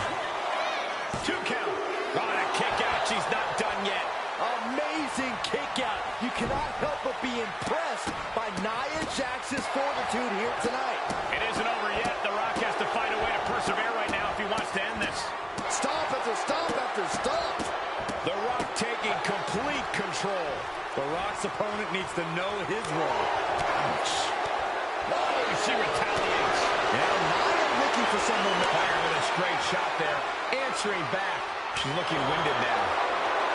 Feels like a hockey fight's just broken up. Big shots being fired right now. Neither competitor letting up. Both absolutely drained, but both refusing to give up. Exhaustion setting in, and neither one of them is letting up. With a lariat. Oh! Strikes with a kick. Ooh! Devastating kick. Ooh! Up fast. Buster down hard. Get ready, Corey. Get ready for the most electrifying move in all of sports entertainment. The people's elbow. The Rock got all of it. Cover. 2. And that ends Nia Jax's time in this gauntlet match. And now with just 2 more entrants to go in this gauntlet, anything can happen. And now we've got Tama Tonga stepping up in this gauntlet match.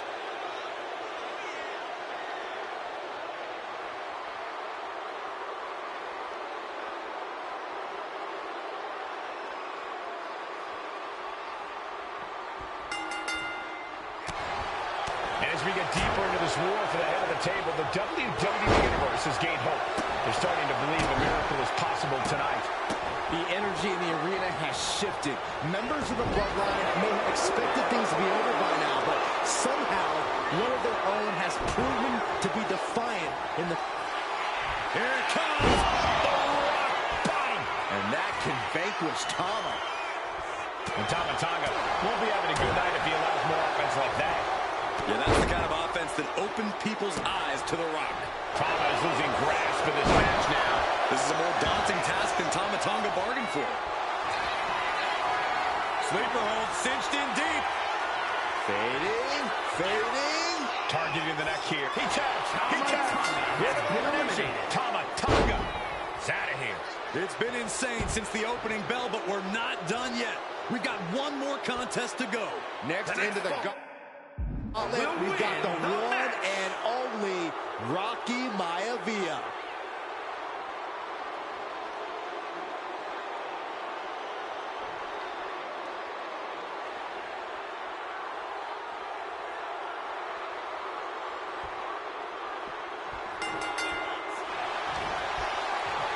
Sleeper hold cinched in. Taps out.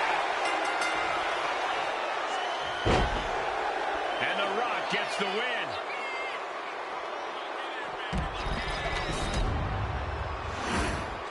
The winner of this match, and officially, your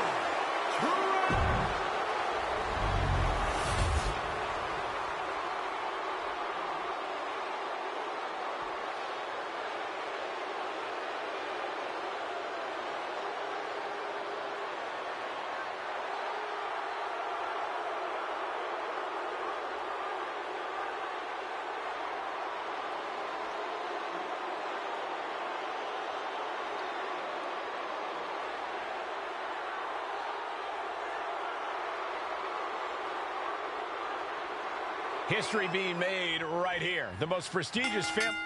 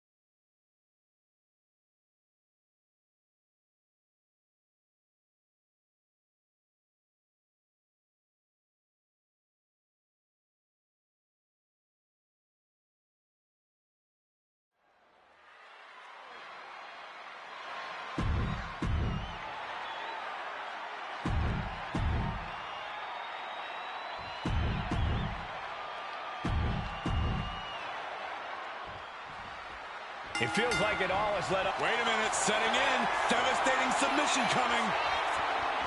Abdominal stretch. It's locked in. This is a great way to wear down. Taps out with excruciating pain. Time's up for Haku. No longer running the gauntlet. Conservation is key here as we still have a lot of entrants still waiting. Gauntlet time for Tongaloa. Here we go.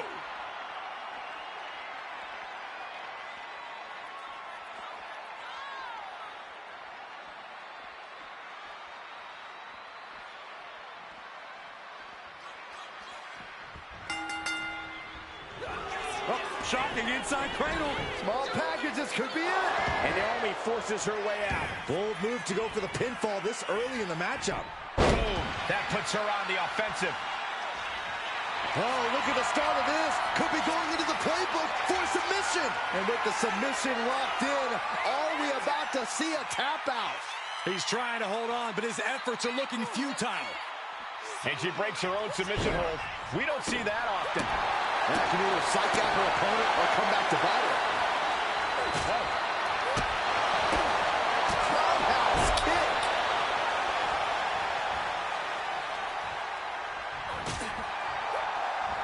Wards that off. What a response. Sharp punch. Lands a timely reversal. And let's not lose the reason for this match. The right, no, the honor to have sole possession of the seat that stands at the head of the table. Well, if you could survive tonight, you will be at the top of the mountain, casting an enormous shadow over every possible challenger.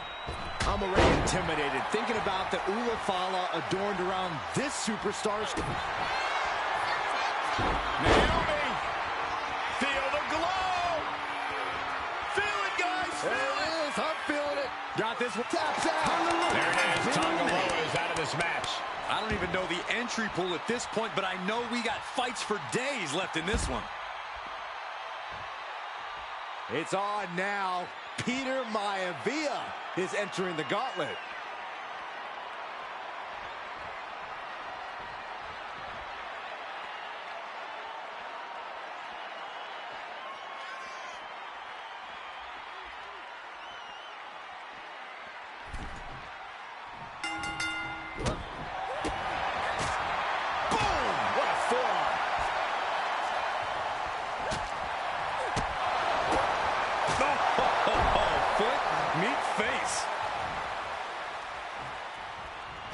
Stops the kick.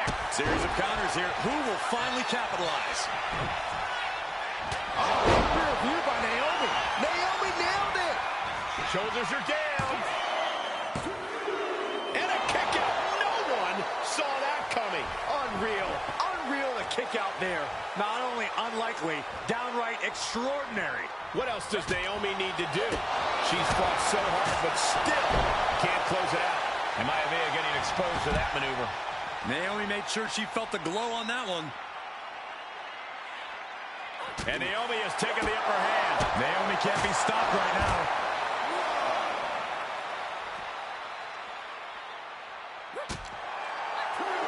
Turns that in his favor. And Maivia puts a quick stop to the momentum that was mounting against him. Yeah, Maivia's survival instincts are taking over. Hits the drop kick.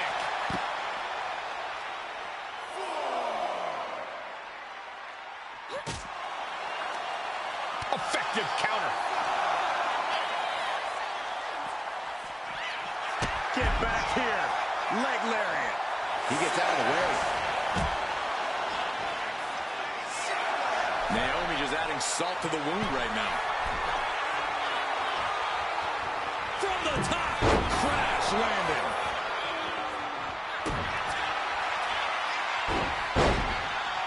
Uh-oh, feel the blow. There it is, cinched it. And can't take it anymore. Has to tap. Maivia has been defeated. Eliminated from this gauntlet match. But you look at our entry pool and it starts to sink in just how much action is left to go. Ah, this is interesting. Jacob Fatu getting in on this gauntlet action.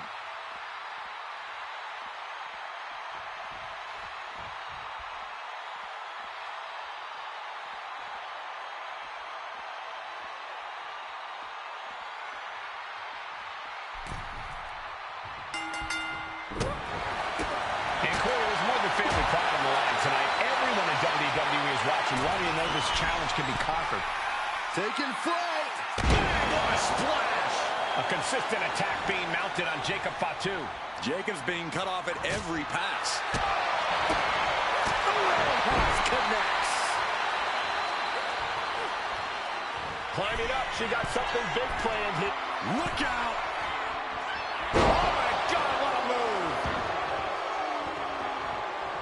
And an answer from her.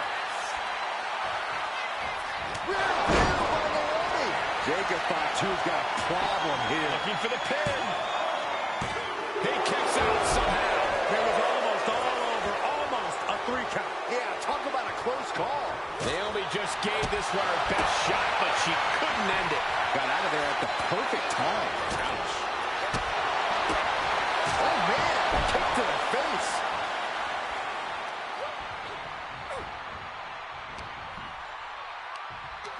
Up on their shoulder. Samoan driver. Springboard off the top rope. Naomi out of harm's way. Calls out the rear view. It's all Naomi now. Goes for the pin. A kick out. I don't believe it. I thought for sure this thing was wrapped up. Well, stay in your seat. Looks like we've got a ways to go yet. Naomi thought she had her beat there, but this one will continue. And now the shoulders down. This might be it. She doesn't even get a count of 1. Truly cannot believe that didn't even get a 1 count. Oh, what a kick. His body is dealing with a lot of stress here.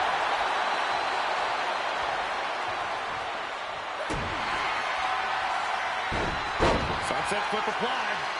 Not done there. Submission. Locked. Tap out. There it is. It's all over for Jacob Fatu. No match for the gauntlet. Still early in this gauntlet match. We still have 5 more contestants on the list. Here we go with Rikishi next into the gauntlet.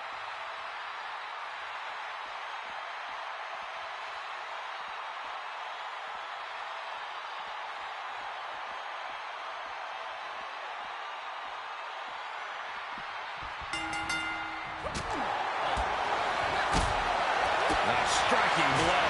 Not where he wants to be right now.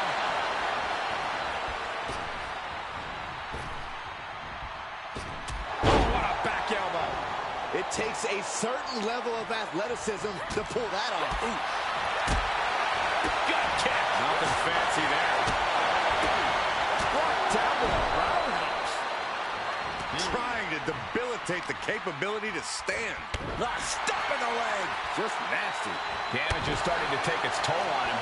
Yeah, Naomi showing off a little bit of that out-of-this-world athleticism right there. Momentum is really on Naomi's side. Naomi can't be stopped right now. Right to the leg. And just in time, he gets out of there. Each counter leaving these competitors at a stalemate.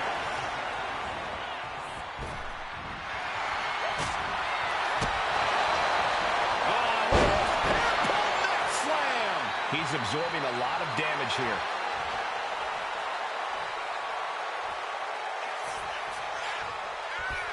Off the rope. Ooh, nice leapfrog. And again. Oh, what a back elbow. You have solidified your name as a top athlete when you're able to pull off that move. Things now not going well for Rikishi. Yeah, Rikishi's on the wrong side of every exchange. Sunset flip applied. Not done there. Feel it, guys. There it is. I'm feeling it. Solid tap out. He's gone. What a loss. Rikishi's not moving on in this gauntlet. We still got a lot ahead of us with 4 more entrants on the list. Is that? It is Rosie entering the gauntlet.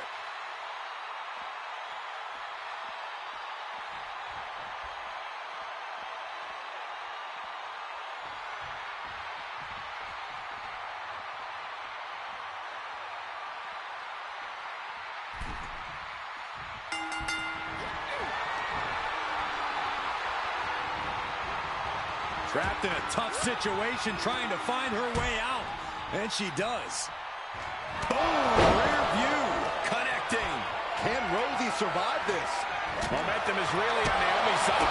Naomi can't be stopped right now.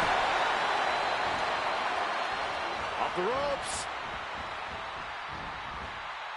Leg drop. Oh, man. Stiff kick. Boom! He got nailed by that last attack. Naomi's decision-making certainly looked effective there. Taking flight. Predicted what was coming. Countering that offense.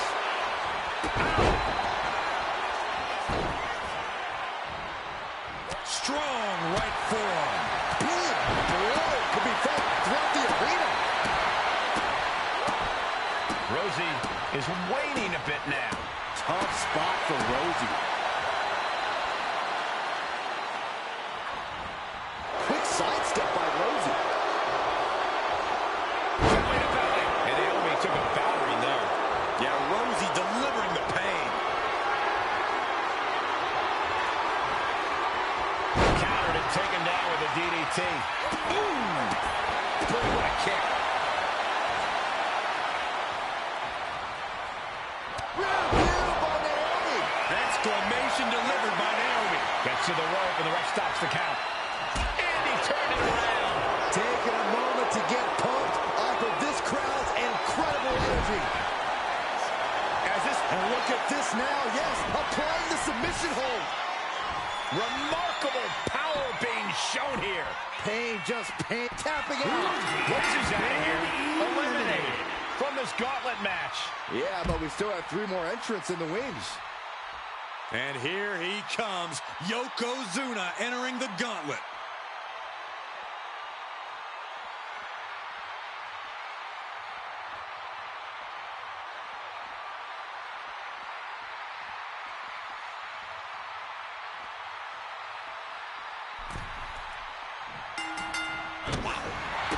At this point in the gauntlet, are you gentlemen stunned by how long this combatant has been able to survive?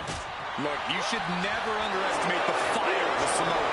In any other circumstance, I wouldn't be surprised. But if you look at the caliber of relatives already eliminated, you can't help. Flying possum, shoulders down. He manages to make it barely a 1 count. Definitely looks in a hurry to finish things. Call for the rear view. Could be the end for Yokozuna.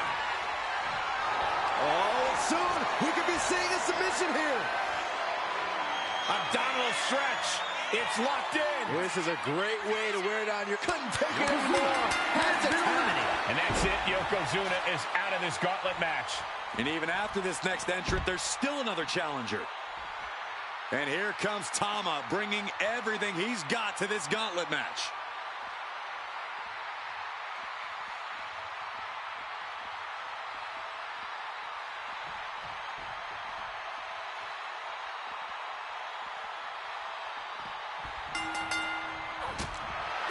As we get deeper into this war for the head of the table, the WWE Universe. Inside parallel applied, shoulders down. Quick kick out from her there. Clearly not enough damage done. Ooh. And she's returning fire.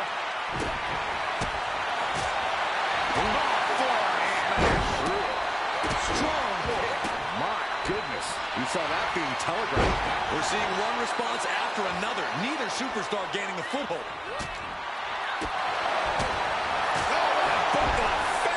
And Tama wasn't shown any mercy there. Ooh, accurate roundhouse. Effective dodge there. Samoan drop, Byron. Hawaiian drop.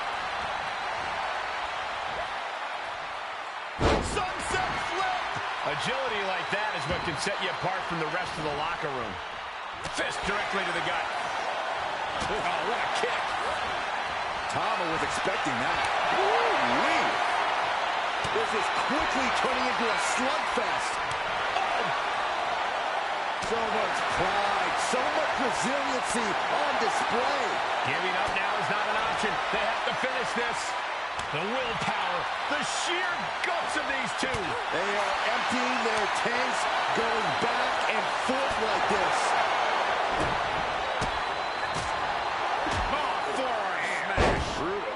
He's been dealt a good deal of... And look at this now. Bad intentions coming with his hold.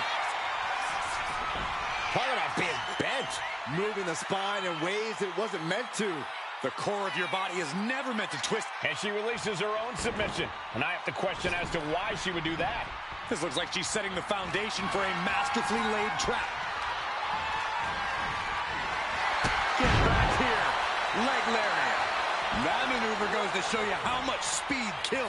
The mark, rear view by Naomi. Naomi directly on target. Well, Tama got caught. He's been eliminated. And now here we have it, right at the final stretch of this gauntlet match. Oh, this is interesting. Umaga getting in on this gauntlet action.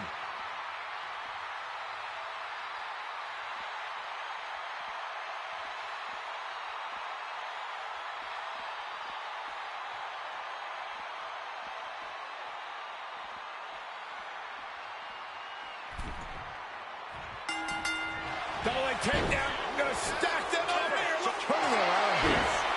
cover. It's going to take more than that to keep his shoulders down. Uh-oh, feel the blow. Submission. Look. There's the tap. There's the tap.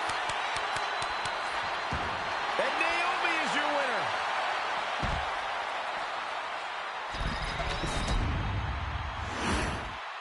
The winner of this match, and officially, your Tribal Chief, Naomi!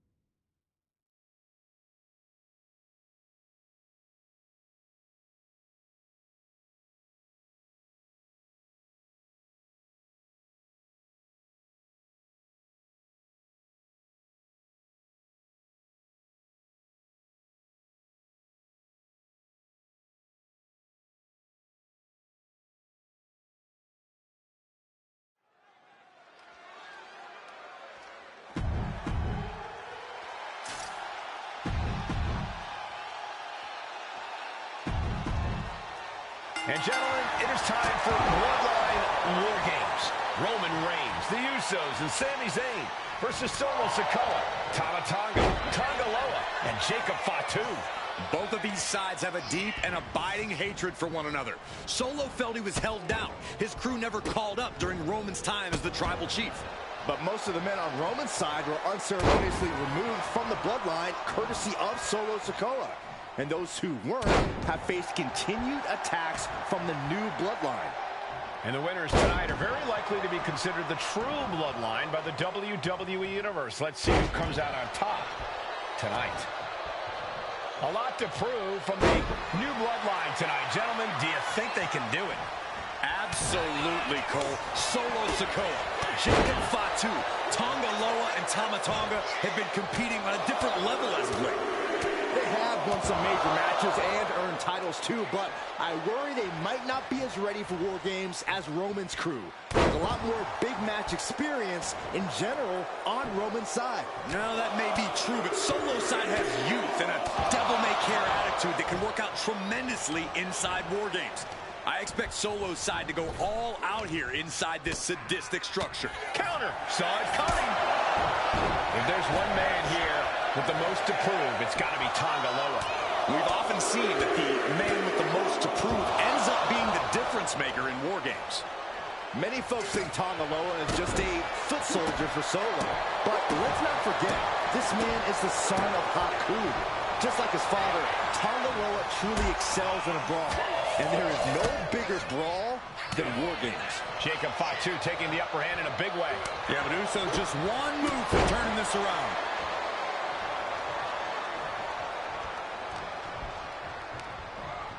He puts him into the corner. Oh, man. Scaling this unforgiving War Games cage. From the top. Oh, my God. Oh. Solo Sikoa's group at a decided disadvantage. His side has less experience inside this structure. But look at how young and hungry Team Solo is. In particular, Tama Tonga is a real wild card.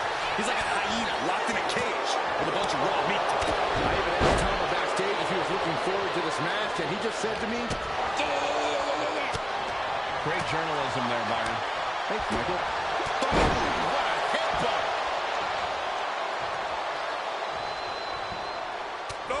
Oh, what a headbutt. On the mark. The timer is running out, and this next competitor will equalize things inside the cage. He just got sent flying into the opposite ring. This War Games just got Usi, Zayn, joining the original Bloodline side. Elbow drop.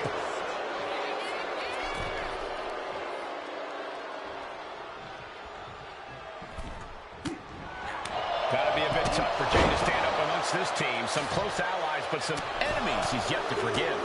We've seen the wars that Jay has waged with his cousin Roman, with his brother Jimmy, but he needs to put that aside tonight. And Jay has the title wins and big victories that earn him the main event moniker. But if he's the one to put away the new bloodline, he will truly be the main event of War Games.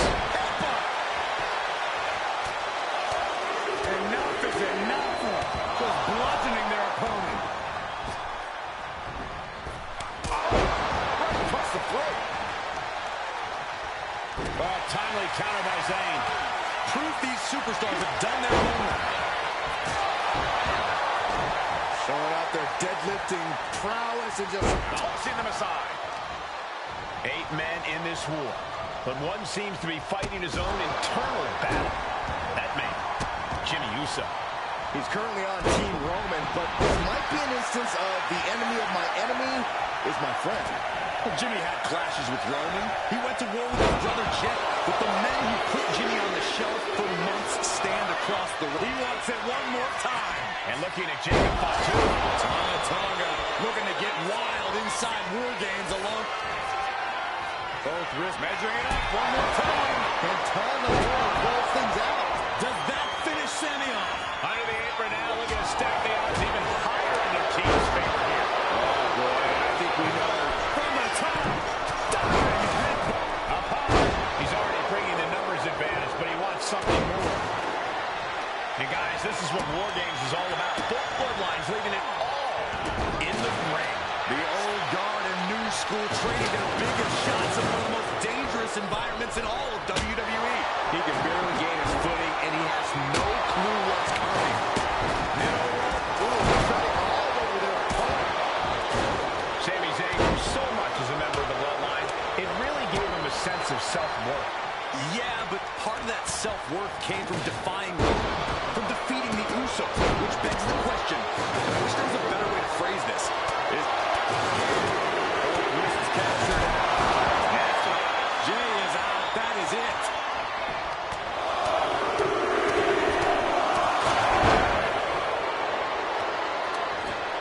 He's headed up. Might be going toward the top of this War Games stretch. Well, not happening.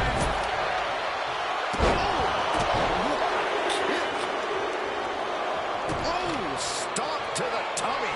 There's the buzzer, and Jimmy Uso is looking for revenge against the new bloodline in War Games. Well-placed kick. OG bloodline leader Roman Reigns has so much on the line in this one, guys. Oh, absolutely, Michael. Solo Sikoa took his spot at the head of the table.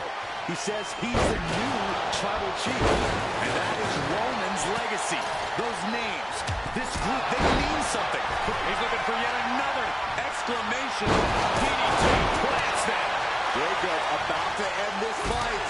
Oh, what a right. Man, that's some attitude behind it. Tossed clear across that gap and crashing down into the opposite ring. That's you in your head.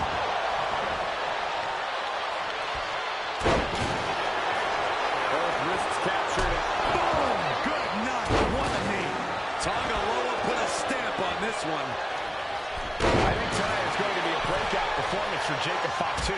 So much raw talent in that young man. Every bloodline member, new and old, is a generational athlete. But Jacob seems to be a step ahead. And looking at Jey Uso, that could put Tonga down for good. Counting down the seconds until this match becomes a bit lopsided. I can't begin to imagine what he's got planned here, guys. Maybe it's a Yahtzee. And now the new tribal chief, Solo Sikoa, joining Bloodline War Games. Saying with a bang pull. He's so pointing this out. And entering into absolute war zone, giving the troops the boost they need. Solo Sikoa, leader of the new bloodline, has called himself the head of the table. Called himself the tribal chief. And when he asked the WWE Universe to acknowledge him, we're hearing more and more of the crowd agree. The Solo is growing in power with big wins and top flying. In this stage, the damage is really mounted. These are the moments professionals train for.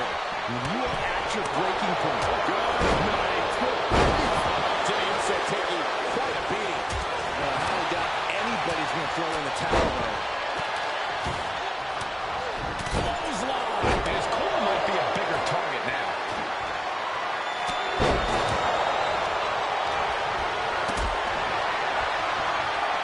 Entering even more dangerous territory. Both wrists captured. That cannot be what that table was meant for. Does Jimmy have any fight left? Here comes the way. Diving double axe handle. Zayn's looking weak in the knees. He saw that coming. Meanwhile, we see Sikoa. And the tribal chief is now entering. Good reflexes to stop Sikoa. Schoolboy, no, goes through. Super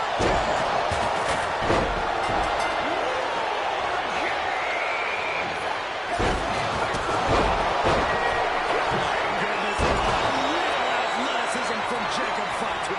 Did Jacob Fatu get enough? Take him. Trying to secure the victory. Making the save there. Tonga. Punch straight to the face. Stays out of the attack.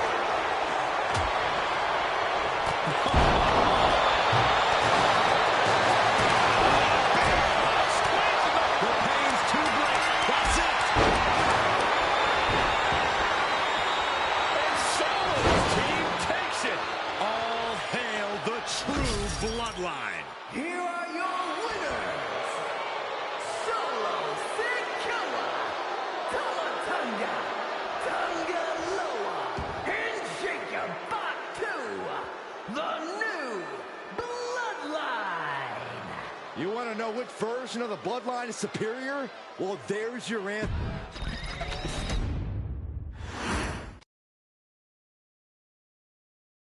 okay, a little bit out of character for your wise man, but that was a little bit difficult for me to watch. Seeing this family splinter into two groups, fighting against each other, it breaks my dark heart. But they're all grown men, and you settled the issue. Now let's give Solo credit.